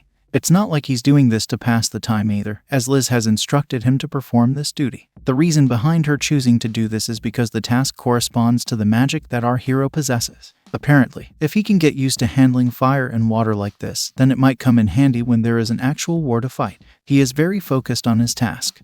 But the other girls are amazed to see how he's just wasting his time on a bucket of water. They truly believe that the contract he made with Liam is useless and he is a lost cause. Mio walks up to Kazuki and asks him what he's doing with a bucket of water. She wants to know if such lowly tasks are what an E rank is supposed to be focusing on, but this only angers our hero. He says that swirling water in a bucket is pretty hard, because the water could easily splash out if he doesn't concentrate. Despite this, Mio says that the task is rather easy, so Kazuki feels like she's trying to pick a fight with him. He says that a noble girl like Mio might find it easy because she isn't a rank, but she counters by saying what he's doing can never be useful in battle. She takes it a step further by saying Kazuki may as well stir the water with his sword. This is the last straw for him, so he tells her that she doesn't know anything about swords as they would rust if they came in contact with water. Mio also answers back by telling our hero not to look down on magic. Things get a little bit heated as Mio says that Kazuki doesn't really care about magic because he will always have his family's sword to fall back on. On the other hand, she has made great progress and can already handle level 2 summoning magic. This is rather quick, so it shocks our hero to see how skilled Mio really is.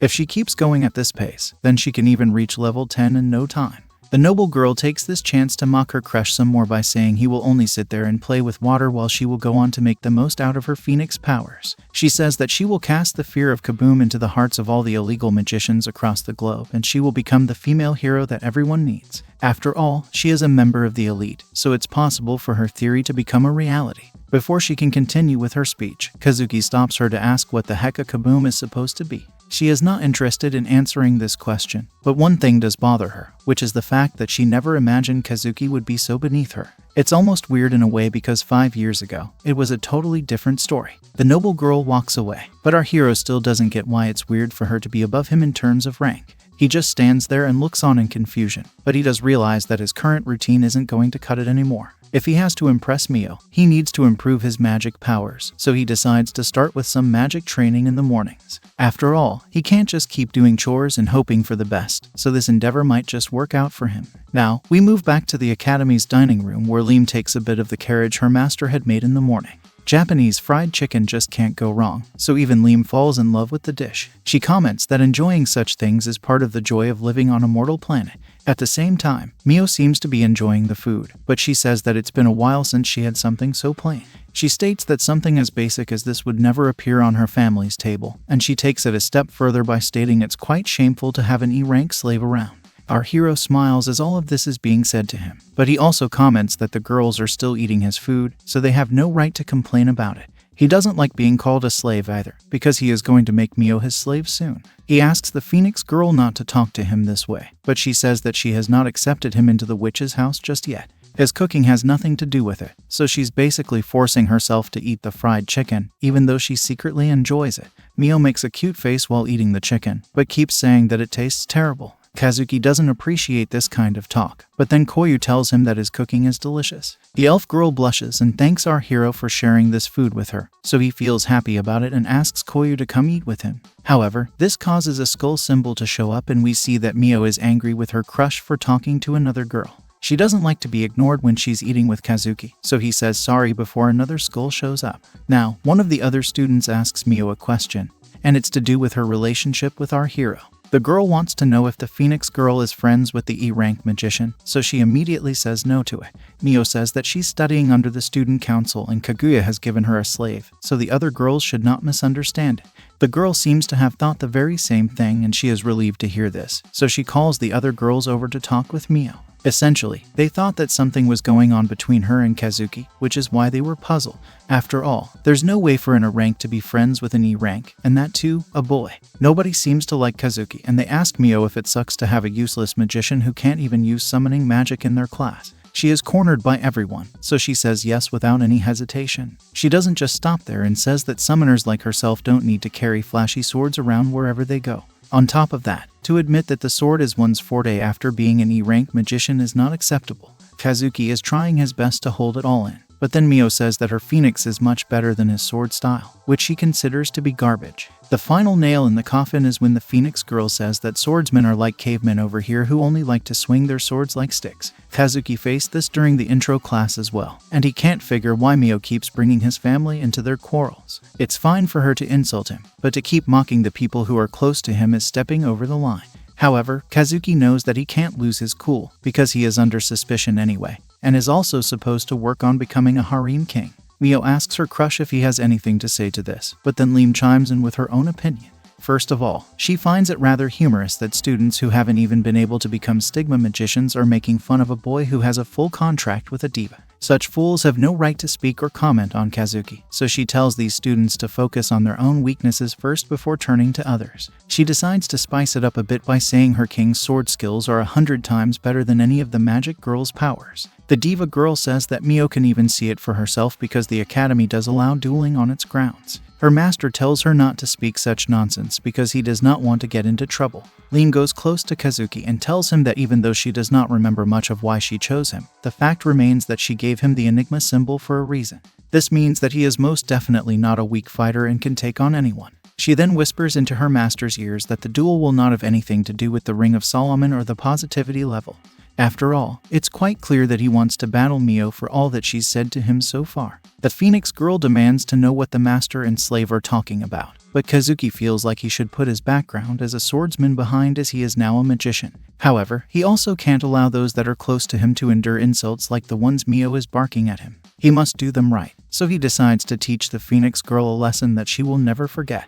He is going to make sure that Mio will change her attitude towards sword skill, and hence, he challenges her to a duel due to the horrible things she has said to him. He also says that if he wins, then Mio will have to take back all the words she has used to mock his family. The Phoenix Girl is amazed by his boldness, but at the same time, this tells her that our hero has not changed since back when they knew each other. She agrees to the duel and says that she will meet Kazuki after school to settle things once and for all. Our hero prepares for this fight, and he has a burning passion in his eyes that we have not seen up until now. The both of them go to request for the duel, and for that, they need to speak with the president of the magic zone as well, which means Kaguya. She can't believe that our hero wishes to battle Mio, but they are not backing down from the challenge. The curvy sensei says that it's not right to fight, but then a voice declares that she has heard everything that needed to be heard from her stepbrother. It is none other than Kani, who has also joined in on the fun by walking into the room. She encourages Kazuki to give the Phoenix Girl a beat down, even though Toro is sighing behind her. The stepsister believes that our hero wishes to defeat the magic girls from within their division, so she's fine with him being a summoner now. She even goes on to say that she could never have come up with such an amazing plan to take her family's name forward.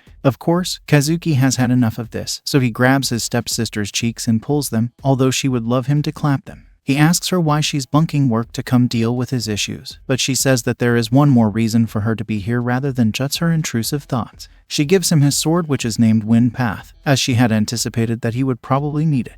We learn that the Wind Path is an ancient blade that is said to be invincible as it was restored by alchemy. As a matter of fact, it is said to be so strong that it can even cut through steel, and it was given to our hero by his stepfather as a means of recognizing his true talent. Kazuki takes the blade and feels a rush of energy flowing all over his body, almost as if this is the skill that he was always meant to master. Our hero says that his mission might be to become a stigmata king of harems, but at the end of the day, he can never forget his roots. Kani gets excited from all this, so she asks her stepbrother to give her a kiss as her reward, but he tells her to stop messing around while others are watching. Of course, she calls him Naisama again, which leads the other girls to wonder if this is some kind of fantasy play, since Kani is clearly older than Kazuki. Mio, on the other hand, states that it doesn't matter if he's fighting with a sword or a stick. She decides to head out in order to get this challenge done with once and for all. Our hero is fine with it, so he also steps out of the room and heads towards the battleground. Kaguya tries to stop them once again and says that she has not approved the duel just yet. This is when Kani stops her and says that her approval won't be needed, as a duel can be permitted by either president. Since she is the president of the Sword Zone, the stepsister approves the duel and tells her stepbrother to do his best. As expected, the news spreads all over the campus and everyone is talking about the duel now. They can't believe the fact that two freshmen are fighting each other, and that too in a battle that involves the sword and magic. Since everyone is excited about this duel, they head over to the ground on the magic zone because that is what the council decides. As the crowd gathers in large numbers, Mio transforms into her Phoenix mode but comments that so many people don't need to turn up for a battle that will only last a second. Our hero doesn't let such trash talk affect him, so he simply prepares his sword for a fight that will change the way people look at him in this academy. Now, Koyu takes the lead as the witness of the duel, and she declares the fight to begin as both Mio and Kazuki look at each other with strong rivalry between them. Tensions rise as everyone anticipates a fight for the ages with both Mio and our hero looking like their reputations are at stake. Of course, Kazuki is not going to be reckless, so he assesses the situation first and realizes that his opponent is 50 meters away from him. As the battle cry is sounded, our hero rushes towards his target as he knows he can cover 50 meters in 5 seconds. The other students are amazed at his speed, but they know that even if he is a master swordsman, such a distance will still prove to be an issue. 5 seconds is more than enough time for Mio to complete her summoning spell, so she decides to call upon her Spiral Flower finisher move.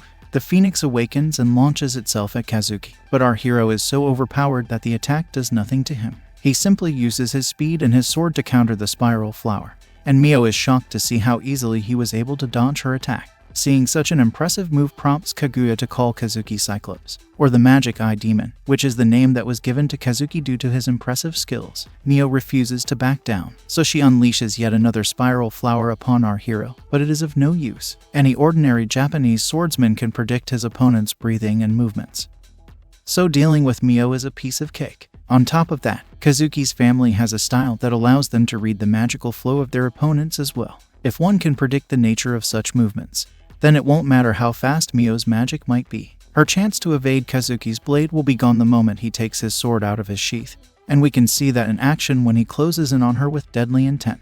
Basically, Kazuki's family style is so amazing that it can be unleashed within a few milliseconds, as can be seen when he reaches Mio before she even has the chance to realize what's happened to her. She can't believe that she's already being attacked, and our hero lands a soft strike to smack her away. He's way too fast for the Phoenix girl, but she doesn't want to lose to him in his sword style.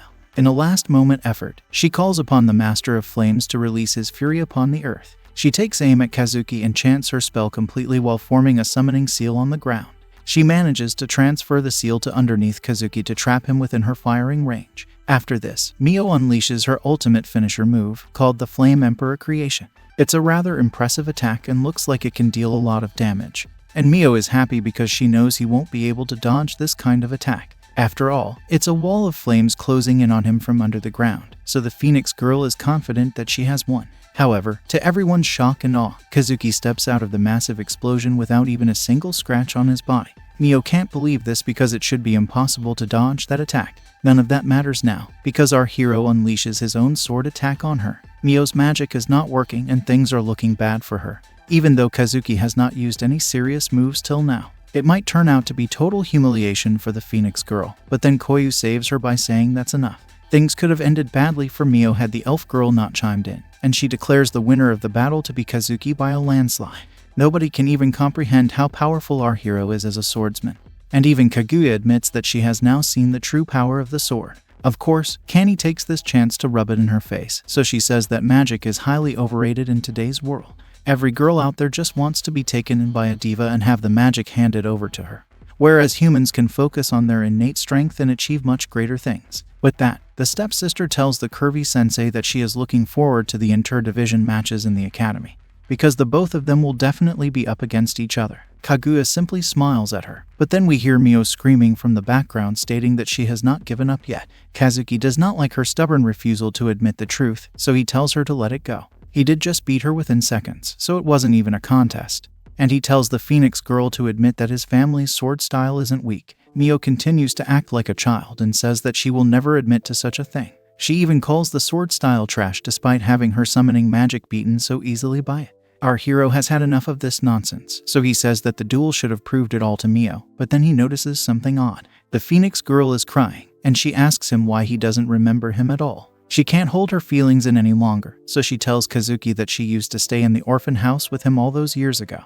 This is where it suddenly strikes our hero that he had indeed seen Mio before, and it was when they were both orphans living in the same house. It was essentially a child care institution where he was living right before he was adopted by Kani's family. While he was here, he was a little girl who would always follow him around like a little sister. She was none other than Mio, and now it all makes sense to Kazuki as to why she was behaving this way with him. He feels bad about what has happened, so he tells Mio that the girl he knew was really small and gentle as she was 2 years younger than him. The Phoenix Girl says that she's not small anymore as she's all grown up, but that doesn't explain the age gap. However, it strikes our hero that most of the children at the child care institution were either abandoned kids or orphaned. If he had repeated a grade and Mio had skipped one, then they would have been in the same class. Now that all his doubts have been cleared, Kazuki realizes that he's been hurting Mio ever since they met each other again. The Phoenix Girl continues to cry and says that Kazuki had left her for another family and even forgot about her, so he feels awful for causing her so much pain. Mio gets up now, and our hero tries to explain himself, but before he can do that, she says that she will never forgive his family for taking him away from her. She walks away from the scene and Kazuki can't help but feel like he's messed this one up. Now, Mio gives us some more context and tells us that Kazuki had left the orphan house 5 years ago because he was strong enough to move on from his life there. She, however, became alone again, but not for too long as even she got adopted due to her magic skills. This led her to believe that magic was stronger than Kazuki's sword style, and she used this belief as a crutch to deal with her loneliness. However, she has lost now, and that too in miserable fashion, so her beliefs have been crushed. She believes that Kazuki is stronger than ever, and his big brother persona hasn't changed even after all these years. Mio almost feels like a fool for sulking so much because she was genuinely happy to see Kazuki again and talk to him about their time as orphans, even if it was in the form of a rant. She takes off her clothes and lays in bed while crying her heart out, but then she hears knocking on the door, and it's none other than our hero. He tells Mio that dinner is ready, and this grabs her attention, but then she says that she won't eat his food. Kazuki tells her that she can't skip dinner, but she says that it's for her to decide that. Our hero counters by saying he can't allow this as the manservant of the house, but Mio doesn't get why he's saying this, so she tells him to go away. Of course, that's not going to work on Kazuki, so he proudly enters the room with all his might and orders Mio to eat his food. What he doesn't realize though is that Mio does not have any clothes on at this point. As expected, this leads to a rather hilarious scene with Mio becoming embarrassed for exposing her curvy body to her crush. Of course, Kazuki says sorry for sneaking a peek, but then it's time to have a serious chat. Mio asks our hero if he still cares or worries for her now, so he says that's an obvious thing for him. As a matter of fact, it's because he cares that he's being so insistent on her eating dinner. This is good for the Phoenix girl because she can sense genuine concern from Kazuki. However, she wants to tease him for a bit, so she says that she won't eat his cooking because she's still mad at him. There doesn't seem to be any way out for our hero, so he decides to be the bigger person and tells Mio that he will return to being her slave for now. She doesn't get why he's saying this because she did lose the duel, and that too, rather savagely. However, Kazuki starts acting like her slave and calls Mio his mistress. He says that he has prepared the meal just for her, so she should break her unsightly fast. His words seem to have an effect on Mio, so she blushes and says that it can't be helped. She says that she's not hungry, but she'll still eat in order to reward her slave's loyalty. This seems like some kind of twisted fantasy play, but our hero is fine with it as long as Mio is happy. The Phoenix girl blushes and keeps talking about how Kazuki is going to remain her slave forever and never leave her side no matter what. Now, we move to the next day, where Kazuki has prepared bento for Mio and he gives her a nice meal. She says that Kazuki may have agreed to become her slave, but she did lose the duel to him, so she has to play nice. Mio then asks Kazuki how they used to season the fried chicken at the orphan house because she was never able to get the taste right.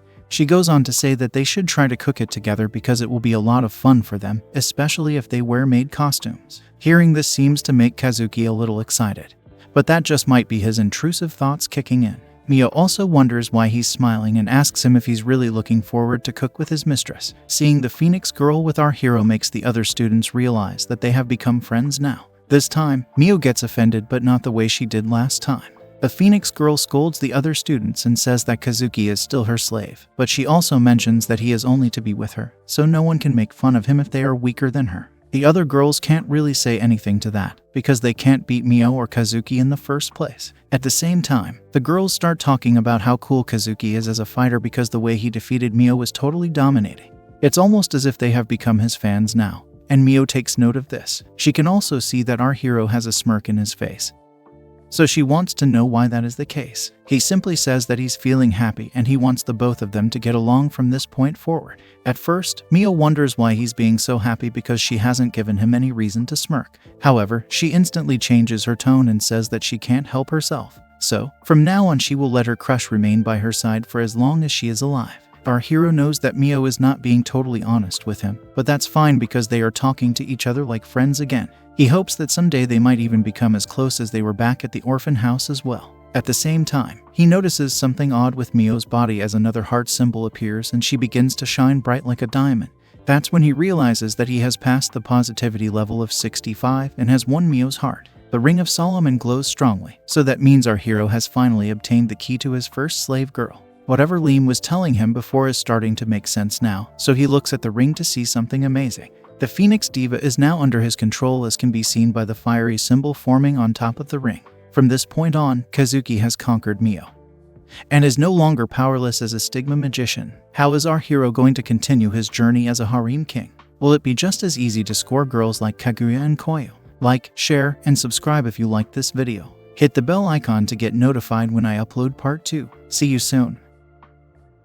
It looks like Kazuki has everything going his way, especially after Mio has given in to her own intrusive thoughts. However, there is still a lot of work left to be done, so he can't exactly take it easy for now. We shift to one of the grocery shops now, where Mio is talking about using ingredients like carrots, potatoes, and onions. She is making Kazuki act like her slave and carry all her items like a good boy while she walks around with a bright smile on her face. Of course, our hero is not too thrilled to be roaming around like this, and the curvy babe even spots his expression, so she asks if he has a problem. She figures he's just trying to act tough, so it can't be helped. Kazuki tries to tell her that it's alright, but she decides to help him with the grocery bags as a means of being a good mistress. Our hero does not like to be treated as if he's weak, so he resists Mio in front of other students who are passing by. They comment on Mio and Kazuki getting along very well, almost as if they are a married couple. As expected, this makes the fire girl blush and she holds on to her lover boy for comfort.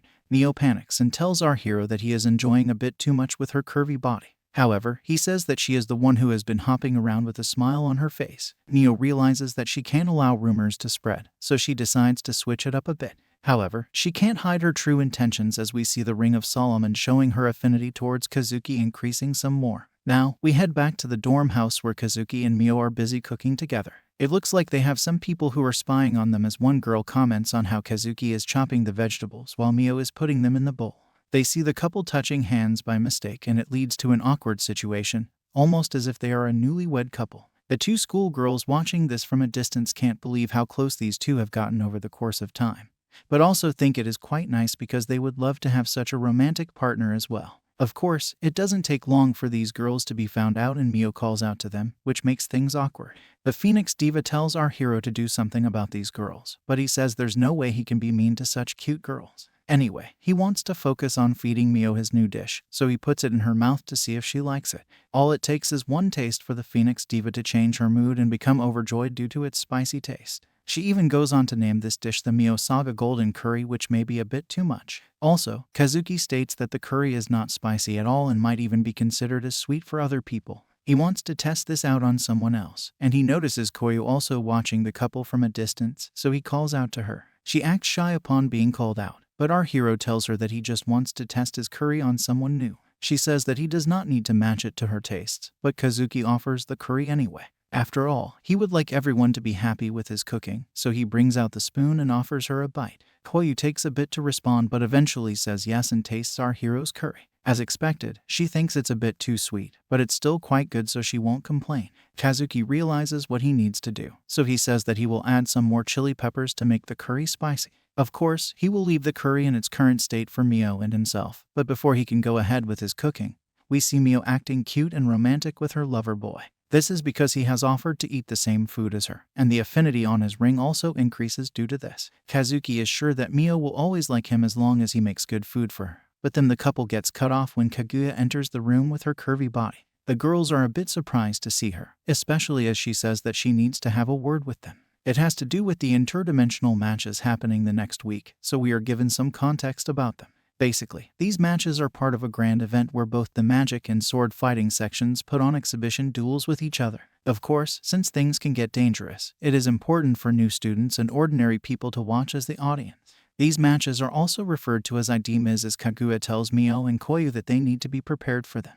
They also need one of the first-year students to enroll for the IDMs, so Mio offers to do it. However, the problem is that she already got done with a duel, and that too, against our hero, so she is not in the right condition to go out and fight. Instead of her, Koyu is asked if she would like to sign up for the IDMs, but Mio is not too pleased to hear this. Her desire to fight is immense, especially after her loss to Kazuki, but she has to respect the wishes of her senior, so she accepts the decision. Our hero can sense the sadness inside the curvy babe, so he tells her it's alright. However, the drama is not done just yet, as one more person enters the room, and it is none other than the shady stepsister Kani. She says that she has just learned from the teachers about the residencies near their school. This did come as a relief to her, but the real issue she has is with Kazuki, whom she continues to call Nyai-sama despite being older than him. The other girls are a bit confused by what she's saying, but then Kani clears it up by asking why her stepbrother is living in a place like this. She angrily confronts our hero in hilarious fashion because he is a man of age who is living with cute and curvy girls. Naturally, the stepsister wants to live with her stepbrother, and she gets jealous of his shady intentions. Kazuki tries to calm her down by saying Kaguya had helped him out of a mess by making him stay with the girls. However, Kani is not ready to listen to any kind of reasoning because she wants her stepbrother to transfer to the sword fighting section right this moment. Our hero does not know how to handle his stepsister, so Kaguya tries to step into the chat. She says that Kazuki being placed into the magic section was a decision made by the staff members, so that decision can't be reversed. Of course, Kani has a trick up her sleeve, which is why she gives off a shady smile to the girls. Basically, after the duel Kazuki had against Mio, a lot of the staff members started having doubts over whether our hero really should be in the magic section, since he is such a powerful and influential swordsman. It looks like the popular opinion is for him to transfer. Kaguya is not able to believe this, but then Kani whips out a scroll which has the signatures of all the staff members of the school. She has managed to get approval from a majority of them, including the director of the school. This means that a transfer can happen at any time she wants it to, and the stepsister acts triumphant. Kaguya does not know what to say to this, so Kani tells Kazuki that it's time for them to go where they belong. She goes to take his hand, and says that they will go to their Eden of love, which actually sounds very shady. In an unexpected twist, our hero rejects his stepsister's hand, much to her shock and dismay. He says sorry to her but maintains that he is going to stay in the magic section because he has to become successful over here. If Kazuki quits right now, then he will end his time here as a failure, and that is not what he was raised to be. The manor has become an important place to him, and he even compares it to his step-family. Kani is unable to believe that her Nyai-sama is rejecting her, so she scolds him and says that he should listen to his big sister. Our hero calls her out because she is using her status as big sister only now for her convenience. Mio decides to step in right now and scolds Kani for being too dramatic about her stepbrother. She almost calls Kazuki by a sweet nickname, but then switches back to calling him a slave. She does not care if Kani is a younger or older sister, but the main point is that she can't boss around Kazuki this way. Of course, the stepsister does not take too kindly to these words and calls Mio a freshman. She then threatens to report Mio through the merit system that the magic section always likes to talk about. The girls are about to get into a quarrel, so Kaguya tries to keep the situation in check, although it's still a funny scene. Kani repeats that there is no need for such a strong swordsman in the magic section. Basically, she wants him to join her division because the other students need to feel good about having such an overpowered fighter with them. Kaguya argues that it is the same logic when it comes to the magic section, and she goes on to explain that if Kazuki continues to stay over here, then the magic people will learn to show some respect to the sword people. Kani does admit to seeing some sense in that logic, but the point remains that Kazuki can't use summoning magic, so it does not make any sense for him to be here. Despite her feelings, the stepsister says that she can wait to see if her stepbrother can prove his magical powers. She mentions the 3-round duel next week at the IDM will serve as the event to prove this point. Kani gets cut off in the middle of her speech when another cute girl shows up looking for her. This girl is shy, but Kani seems to know her, so she states that she has come here at just the right time. However, the shy girl quickly shuts the door out of shyness, and it leaves everyone wondering what just happened. The sword girl calls out to her friend and demands that she come back this very moment because she needs her to prove her point. The stepsister manages to drag her friend back to the scene, even though she cutely says that she is scared. Kazuki wants to know who this girl is, so Kani says that her name is Kamizumi Iori, also known as Kami. She happens to be her best friend, close confidant, and #1 student as well. This is what has led Kami to become the vice president of the sword fighting section's council. Kami is still shy and does not know what to say, so Kani repeats what she said about the 3-round duel at the IDM next week. Basically, if Kazuki is able to defeat Kami with only his summoning magic, then Kani will accept that he is meant to pursue magic as a student. As expected, this is rather unfair and comes as a shock to Kaguya. Our hero laments the fact that he has already defeated magic by using the sword, and now he will have to defeat the sword by using magic. It's a rather serious situation, but Kami acts cute and scared once again. Of course, she did not hear anything about this, so she tells Kani that it's a bit too sudden for her. Kazuki asks Kani if she has taught Kami the fighting style of their family as she is her best student. The stepsister says that she has actually gone as far ahead as to teach Kami all the 3 principles of her family's fighting style. This makes Kazuki alert because it will not be like an ordinary duel where simple magical attacks will work. It's a tricky situation, but Kani has made her point and then she leaves with Kami in order to avoid getting scolded for being late. Kaguya tries to get the stepsister to stop with her madness, but she says that there will be 2 major victories in the IDMS. One will be that of Kami over Kazuki and the other will be of her over Kaguya. So the sword section will end up as the eventual winners of the tournament. Mio tries to make a face at her, but Kazuki and Kaguya are taking her seriously, so Kani excuses herself and leaves the room. Kaguya states that this is bad because Kani has issued a challenge that can't be ignored. Kazuki is surprised to hear this, but the curvy babe continues by saying Kani tries to fool everyone by seeming simple and impulsive.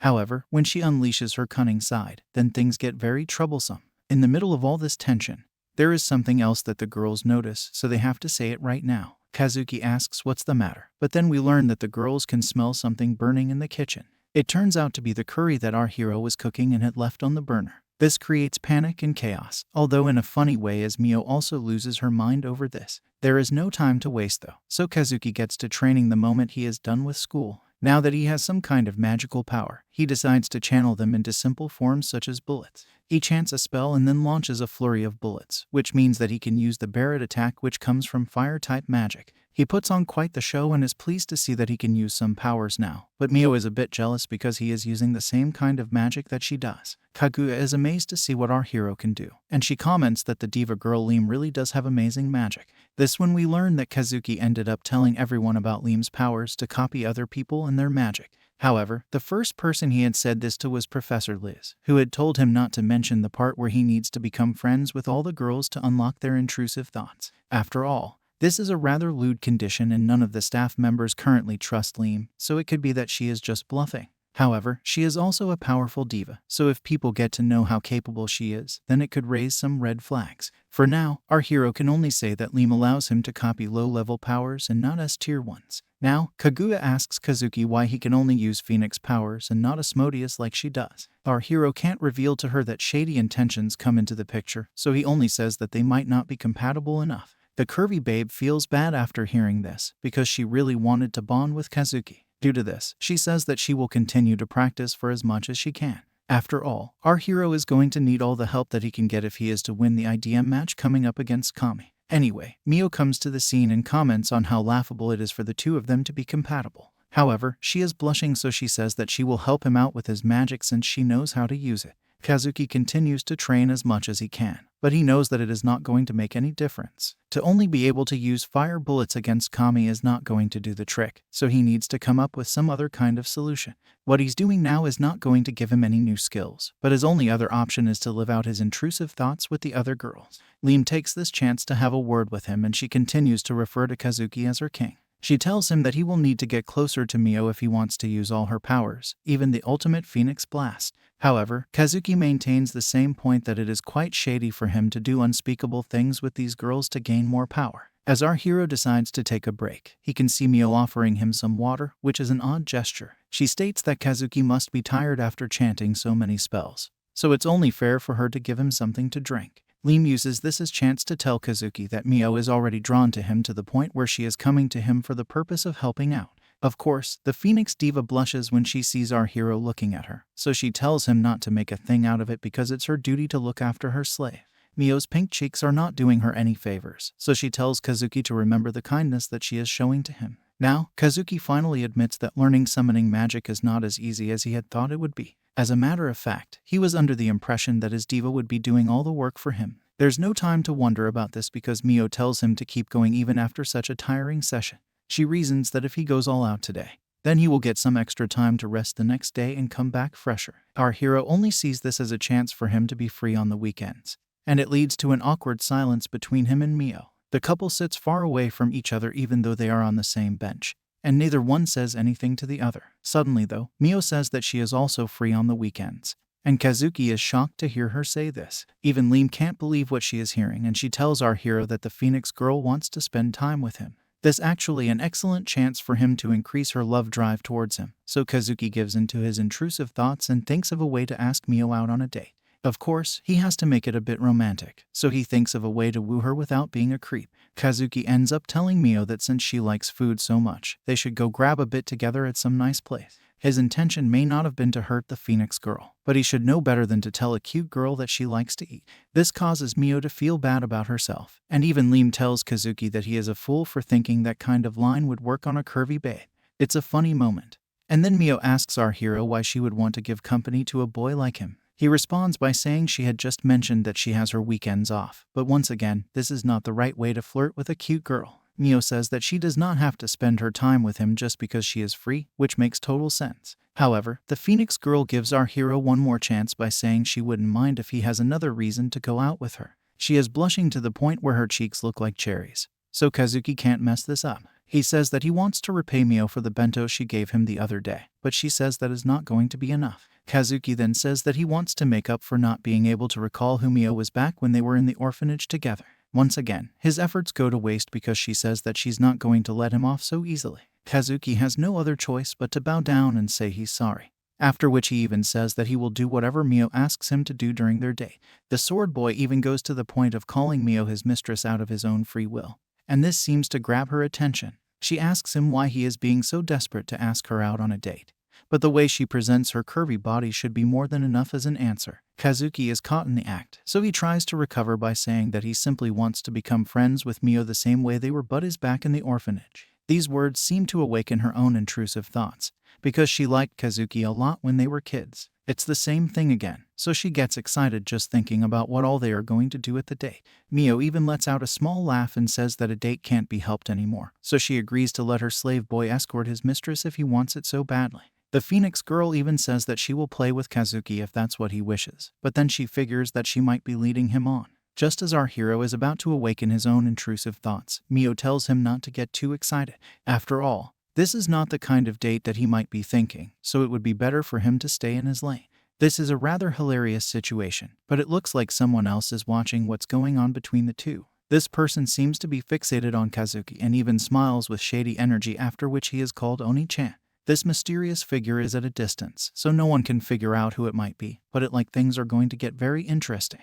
Now, we move to the bathroom where Mio tells us about some of her unclean thoughts regarding Kazuki. He did say that he wanted to be friends with her once again, just like the good old days, so it gets her intrusive thoughts working on overdrive. She calls this brotherly love, but from the looks of it, she might just be thinking like Canny in typical stepsister fashion. She wants to play with our hero all day long, so things are definitely getting out of control. Mio gets so caught up with her fantasies that she gets late for her date, but this should be expected from a cute girl like her. Now, we move to Kazuki, who is ready for his date and waiting at a location away from the school. He remembers that Mio had said she did not want the seniors to see them out on a date, so she wanted to meet him at an outside venue. Since he is going out with such a curvy babe, his mind becomes very nervous and he does not know how to handle it. Kazuki is being shown as timid over here, but then he hears Mio's voice from behind. She comes running from behind and is panting away due to all the energy she's just used up. Since she is late, Mio says sorry, but our hero says it's no problem at all. Of course, she looks stunning and Kazuki can't take his eyes off her cute dress and curvy body. His eyes end up looking at where he really shouldn't, so Mio asks him if anything is wrong.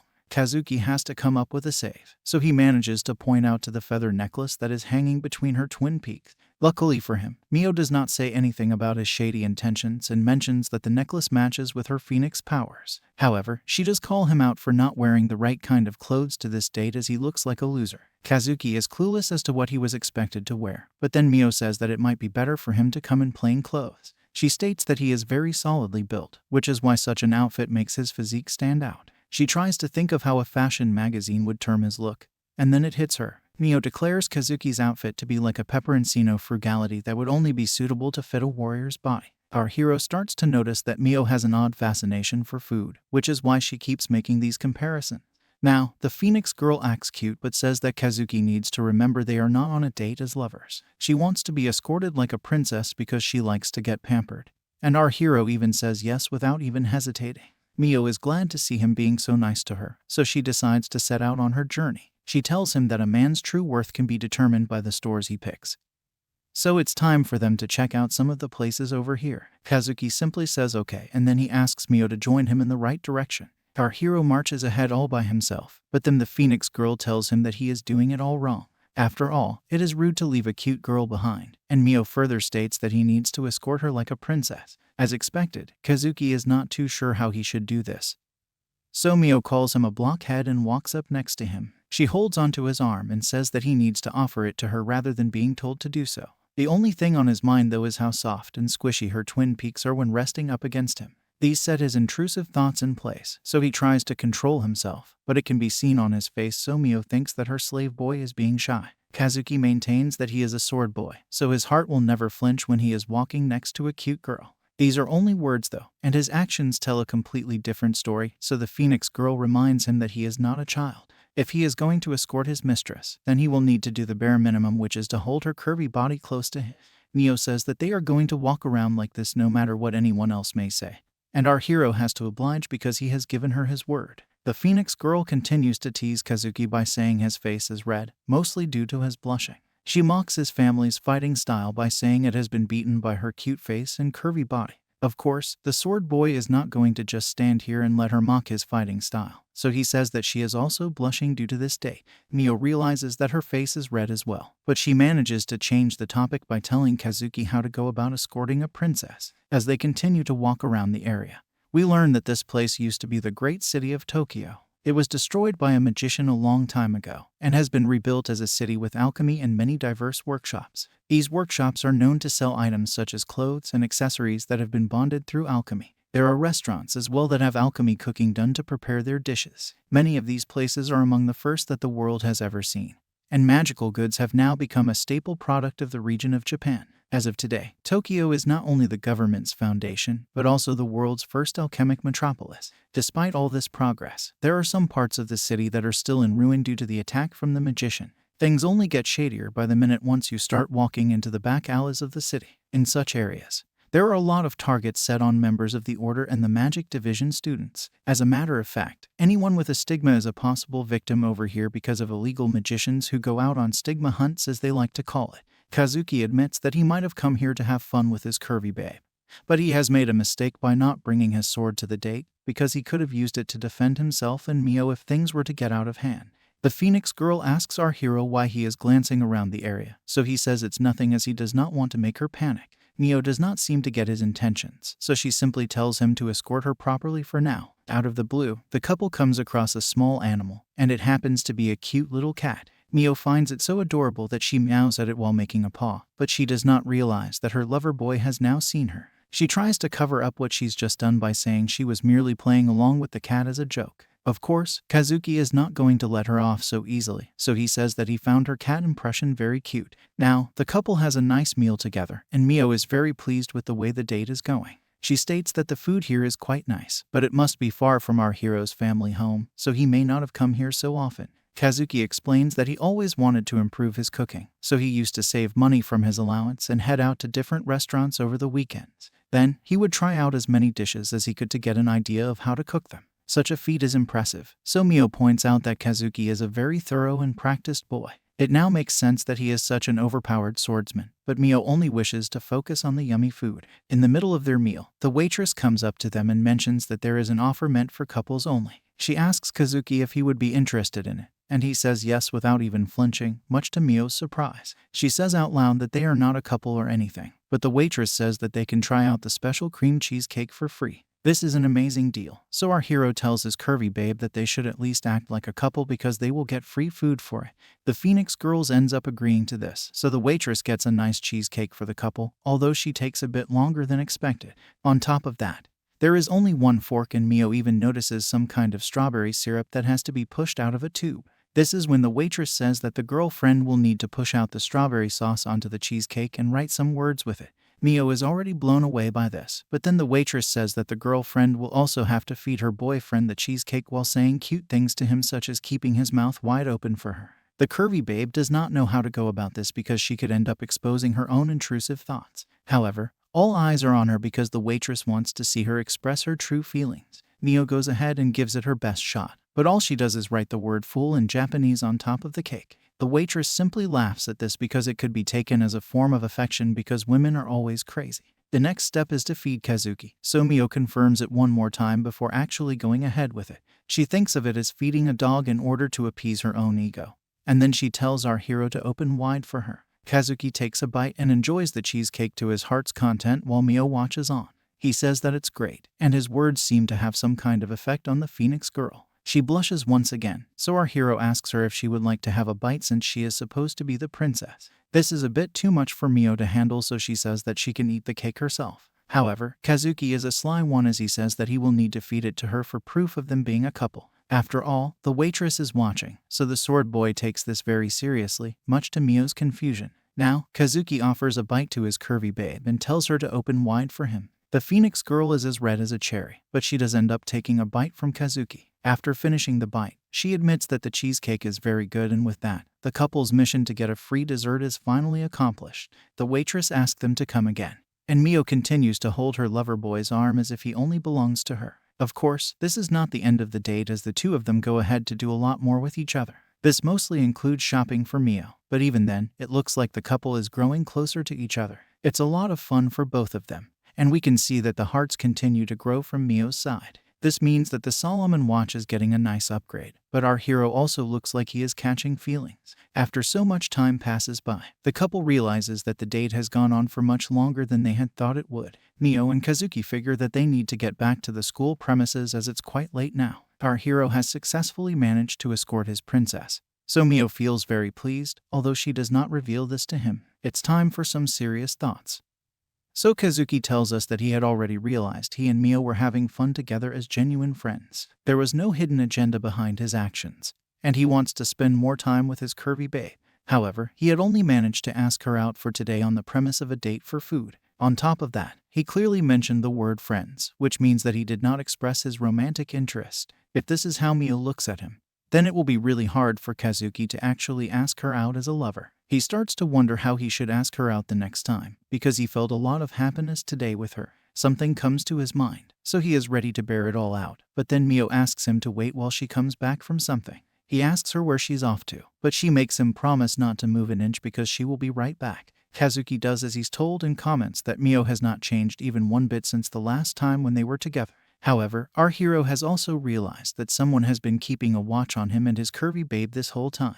Another observation he makes is that the area over here is not dark simply because of the setting of the sun. Kazuki has a bad feeling about this, and his gut instinct turns out to be right because someone approaches him from behind. This is the same person we had seen earlier, and she tells our hero that she is glad to finally be able to talk to him. Our hero becomes alert, but this girl is quite fast, so she vanishes from behind him before he can do anything. She states that she had seen Kazuki being so close to Mio, so she figured she should not have interrupted them. The girl shows herself to be cute and a bit curvy as well, but she is not pleased with the fact that Kazuki has a romantic interest. She calls him Oni-chan, much to his surprise, but her face seems to ring a bell for our hero. This strange girl calls out Kazuki for not remembering her, and she's upset because of this, but the sword boy does seem to know her. It looks like she was also a part of the orphanage where Kazuki and Mio would live together. However, our hero is not able to place her properly, because her hair color does not match the person whom he knew back at the adoption home. All of this is a bit too supernatural for our hero, so he wonders how he should react to the girl. His facial expression seems to have an effect on this girl, who says that she can't hold herself back anymore. She wants to do something to Kazuki, but she fears that he will run away from her if she goes ahead with it. Our hero has no idea what she is talking about, but before he can talk to this girl Anu further, she points out that Mio is coming back. She says that it will not look good if the Phoenix girl catches her lover boy talking to another girl on their date. She uses this excuse to make a quick escape, but Kazuki doesn't want her to go till he guesses her name. After a few seconds, our hero asks the girl if her name is Kaya, and to his surprise, she says yes. Kaya thanks Kazuki for recalling who she is, and she asks him to remember this meeting between them as well. Our hero does not know how to deal with this encounter, but then Mio calls out to him and says that she's glad he decided to wait for her. She is pleased with her lover boy, but Kazuki is still a bit shaken from his chat with Kaya, so he's a bit blank. Mio wants to know if he is alright, but Kazuki asks her if she knows what is going on at the orphan house right now. She says that she has not been there ever since she was adopted by the Amasaki family, but she also asks why Kazuki is suddenly so interested in it. He reveals that he had just met Kaya, but this one has silver hair, which is different from the Kaya they knew as kids. Mio is shocked to hear this name, so Kaya definitely seems to be some kind of important person. Her hair was supposed to be black, so Mio can't even comprehend what's going on. She asks Kazuki what Kaya was doing here, but he has no answer to that. He even wonders if he is having visions, because the Kaya that he knew would never behave the way this girl did. Anyway, Mio just passes it off as a random incident and goes on to give our hero a little present from her side. It's a small gift that humbles our hero, but Mio insists that he open it. Kazuki is not going to say no to such a curvy babe, so he opens the gift and finds a feather necklace just like the one he had seen in between Mio's twin peaks. This necklace is made from ruby and silver, which means that it is as per the latest trend in the market. It also happens to match the one that Mio is wearing, so she feels that it is the best fit for Kazuki. After all, he is also a Phoenix magic user now, so it only makes sense. Mio insists that our hero should put it on now, and she even does it for him in forceful fashion. Her twin peaks rub softly against our hero's chest once again, and it takes him all his mental strength not to let his intrusive thoughts take over. After a bit of a struggle, Mio is able to get the job done, and the necklace actually looks nice on Kazuki. Naturally, he thanks the curvy babe for this gift, but she says that she wants a reward in exchange for the necklace. Kazuki can thank her after he agrees to give her the reward, so he figures that it was her plan all along to do this. Even Mio wants an excuse to hang around with our hero, which is why she has chosen to give him a gift. Kazuki gets the message loud and clear, so he tells Mio that he will escort her on some other occasion as well. As expected, this brings a lot of smiles and blushes to the curvy babe, and she can't even hide her excitement. She says that since it can't be helped, she will go out with him again, and the hearts continue to rise out of her, so the watch should have a much better score to show. He opens the stat bar to see that Mio's positive affection towards him has gone over 100, but the problem is that he does not know how much of a feeling this stat is going to represent. Mio does something odd now and tells our hero that she is going to abandon all pretext and met this number head on. Kazuki is a bit confused to hear this, but then the Phoenix girl goes ahead and kisses his hand. The sword boy does not know how to respond to this, but Mio says this is her way of showing how grateful she is to the boy who escorted her safely today. As Kazuki looks upon the girl he has known since he was a child, He notices that she has grown and matured a lot since that time. This makes him come to the realization that maybe his own feelings towards her have changed from what he had felt for her at the adoption house. Basically, our hero is feeling romantic towards his curvy babe, so he holds her from behind and calls out her name. Mio blushes once more, and it looks like the both of them are going to risk it all here in the open. However, things suddenly take a turn for the worst when a massive boulder falls upon them and Kazuki has to grab Mio to save her. The Phoenix girl is shocked to see this boulder, and even our hero states that this is not ordinary magic. That's when he notices a shady man standing in front of them with an evil smile on his face. It doesn't take long for him to figure that this is an illegal magician who is on a stigma hunt. As Kazuki tries to make sense of this ambush during his date with Mio, he forgets the fact that he is still holding the curvy babe in his arms. The shady man does not care about the romance brewing between the two, so he raises the debris from the boulder and doesn't even chant anything to cast his spell, called Debris Bullet. This makes Kazuki alert as his enemy unleashes a barrage of rock bullets upon him and Mio. Our hero does his best to avoid these bullets, so he hops away from the scene with his Phoenix girl still in his arms. The sword boy is puzzled to see how the enemy was able to use magic without even having to chant anything. He tells Mio that she needs to use her fire magic to fight back while he continues to dodge the bullets. However, she says that she can't do anything if she is being held like a romantic interest. To make matters worse, Kazuki says that his arms are growing numb, which Mio takes offense to. She accuses her lover boy of calling her heavy, and strangely enough, he does admit that she is heavier than his sword. Mio does not take too kindly to these words, but our hero has a lot of other problems to worry about. His power is low due to all the training he's been through, and he can't even cast a spell to augment his stamina. He doesn't even have his sword with him, so things are looking bad for the couple, especially with the debris bullets still coming at them. Kazuki doesn't know how he's going to regain his powers, but then Mio jumps out of his arms and into the battle zone. Our hero calls out to her, but she is upset because he apparently thinks that his sword is cuter than her. This makes no sense to Kazuki, but then again, girl logic is not meant to be understood. Anyway, the Phoenix girl decides to handle this mess by herself, and then she assumes a battle stance. She begins to chant a spell wherein she summons the white flames to counter the debris bullets. A small boulder comes charging at Mio, but she burns it away with her overpowered flames. As the curvy babe powers up, Kazuki realizes that she is using level 3 summoning magic known as immolation. The Phoenix girl surrounds herself with fire, and then she unleashes the Barret attack but with much more power. The flames burn through all the bullets and head straight towards the evil man. But he seems to have another trick up his sleeve. He stomps the ground and summons the Titan Wall, also known as Earth God's Screen. The Titan Wall is massive and is able to block the power of the Barret flames as both Mio and the evil man watch on. A massive explosion results from this collision, and the evil man is shown to be unharmed. This is not good news for the couple, so Kazuki tries to come up with a battle plan to defeat him. It's of no use though, as he is low on magic and does not have his sword with him either. The problem is that the Stigma Hunter can activate his spells way too fast, and Mio needs to take time to chant her spells. Since he is a ground-type magician, Mio's fire-type attacks will not have much of an effect either. The couple can't afford to drag this battle out, but Kazuki can't come up with a way to distract the evil man.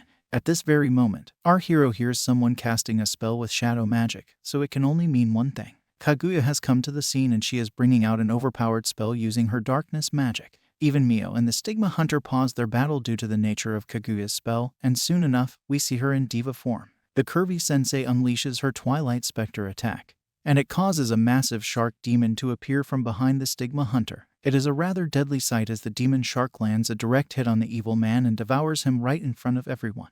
Mio can't believe her eyes, and even Kazuki is a bit taken aback by how savage this attack is. It looks like the Stigma Hunter has met his end, but he manages to cast one last spell that allows him to escape from under the ground. After the commotion is done with, Kaguya checks out the attack zone and notices that the culprit has gotten away. Mio asks her what she's doing here, so she explains that she's out on a quest to capture the illegal magician known as Earth Snake. From the looks of it, this Stigma Hunter was the target, and Hikari has been trying to get rid of him for a while. The problem is that he's always able to get away with escape magic, just like he did over here. Kazuki states that the Earth Snake was incredibly fast at conjuring spells, so Kaguya explains that magicians like him have a special kind of contract with their divas, known as possession. What happens over here is that the magician ends up sealing his diva into his own being, so he can cast spells with minimal pressure, and that too without having to worry about the standard summoning procedures. The problem with this method is that the diva ends up eating away at the magician's mental state with each spell he casts.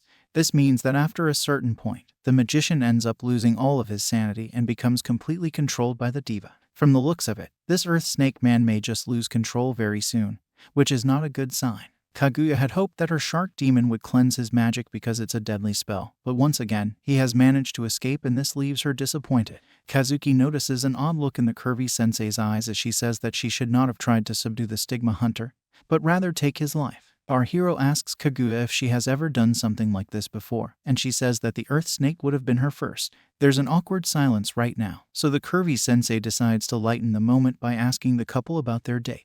She even says that it's a nice night to look up at the stars, but Mio becomes embarrassed, so she says that it was not a date. As the girls have a discussion, our hero activates his intrusive thoughts while looking at Kaguya's battle suit. He says that it shows a lot of skin, so he definitely has shady intentions in mind. But then Mio punches him in the face. She tells him not to stare at Kaguya's curvy body with intrusive thoughts, and even the curvy sensei says that the suit is meant for fighting. Our hero realizes that he should not have let himself get caught staring, so he says sorry for acting shady. Anyway, now that the drama is over, everyone decides to head back home and get some rest. Here, we get to see Lim again, but she finds something odd with Kazuki and his powers. He should have been able to use new magic after reaching such a high level with Mio, but he says that nothing was coming to his mind.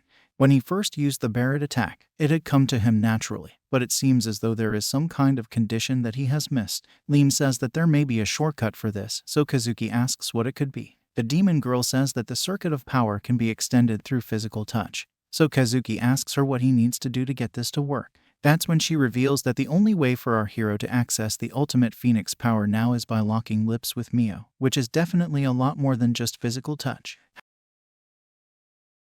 After all, with a kiss, the circuit is temporarily strengthened, and this will allow Kazuki to get all their levels of summoning magic.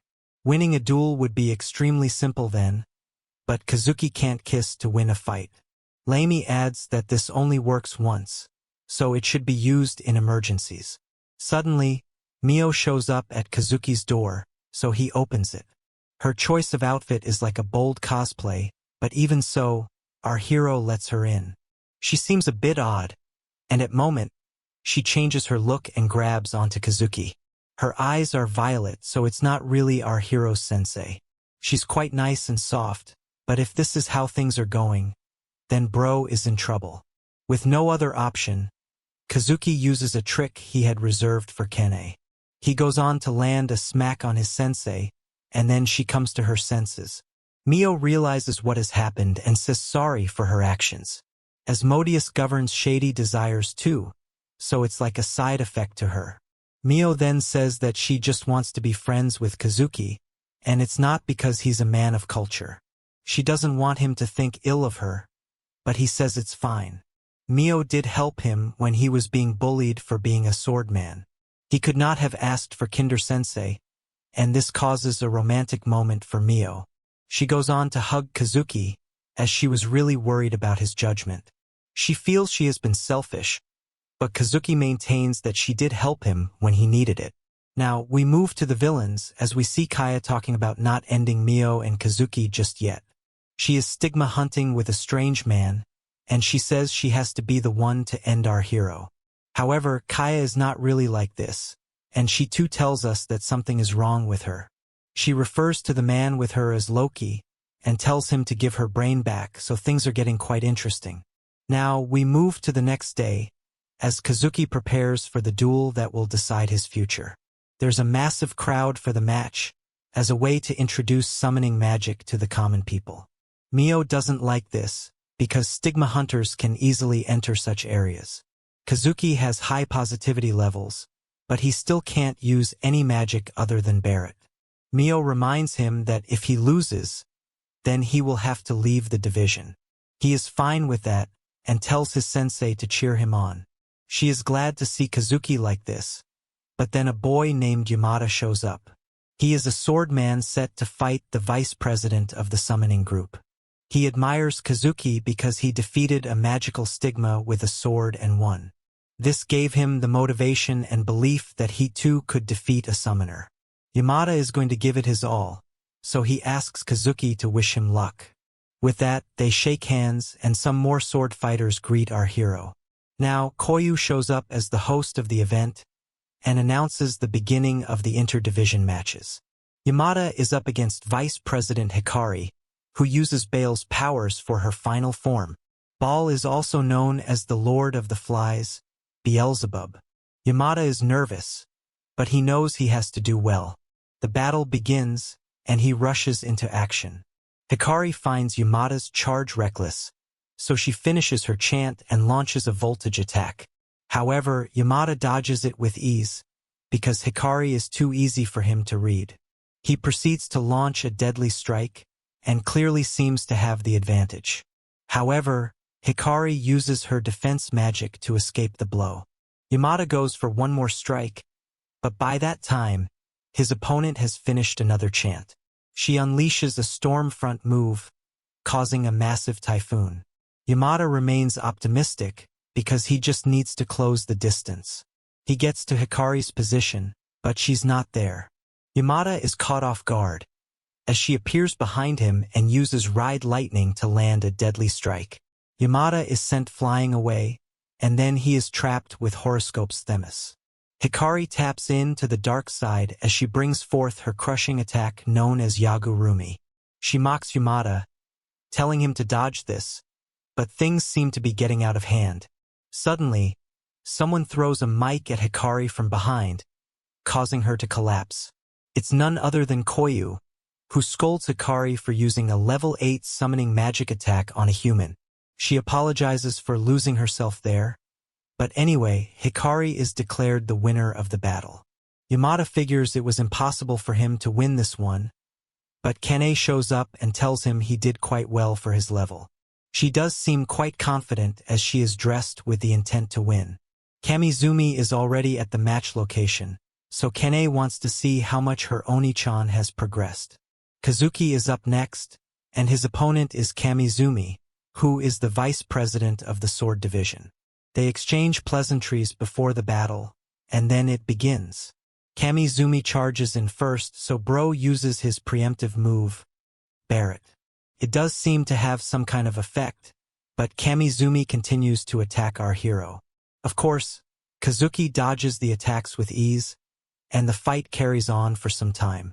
Our hero leaps up into the air and farms some aura while he's at it. The audience goes wild and cheers for both of them, but Kamizumi knows that if Bro was actually fighting with his sword, he would have won a while back. Kazuki also knows that his opponent has the advantage, but it's still close. If the fight draws out, he will run out of magical power, so he needs to somehow land a hit. At that moment, his babes cheer him on, even telling him to use their summoning magic via compatibility. Kazuki is a bit embarrassed by the support, but he notices that his positivity numbers are pretty high now. These do seem to be their honest feelings, so Kazuki will believe in them for now. Suddenly, he can feel a new magical circuit, which is Asmodeus. With his current level of positivity, he can use the strongest magic too. Now that he has the confidence to cast the ultimate spell, our hero goes for it and unleashes the finisher move known as Black Tentacle. Kamizumi somehow manages to dodge it, but she is taken aback by seeing this new form of magic. Finally, Kazuki has learned that he needs to trust his girls too if he is to make use of their positivity levels. This is the power of love, and our hero begins casting another spell. His magical power is increasing at an alarming rate, so Kane tells Kamizumi to go and interrupt his chanting. She does exactly that, but she seems to have forgotten that Kazuki's better off at speed and strength than he is at magic. He intends to use his bonds for the ultimate good, so he unleashes a level 5 spell. With that, he brings out the blazing wings, borrowing the power of the phoenix. The attack lands on Kamizumi and she is sent flying away. The crowd is in awe of what they have just seen, and Koyu stops the fight in order to declare Kazuki as the winner. He is glad that he can use bonds now, but realizes that he could not control his power. Kazuki checks up on Kamizumi, but it looks like she's all right. He helps her up, but his attack sure did a number on her attire. Koyu asks how strong our hero really is, because his magical attack was directed to only burn clothes and not skin. Even Bro has no idea about this, but his harem babes show up and tell him it's his overwhelming victory, no matter what. Now, Our hero turns to his sister Kane and tells her that he will be staying on in the magic division. She can't really argue now, considering what she has just seen. Kazuki is quite happy to hear this, as he will only go from strength to strength. Suddenly, he hears Kaya asking him how he could leave her for this place, and he is shocked to see her yet again. She seems to be upset with her Oni-chan's decisions, and she is not going to tolerate it any longer. She suddenly brings out a massive dragon-type monster and says that she will destroy this place, which is bad news. What is going to happen next? Will our hero and his babes be able to take down this dragon? What exactly is going on with Kaya? There's so much more to learn, but sadly, we have come to the end of today's video. Like, share, and subscribe if Kazuki's story is interesting for you. Who's your favorite babe so far? Is it Mio, Lamy, Koyu, Hikari, or Kene? There are tons of chapters in this story, so please show some love if you want to see more of it. Okay then, I'll see you in the next one.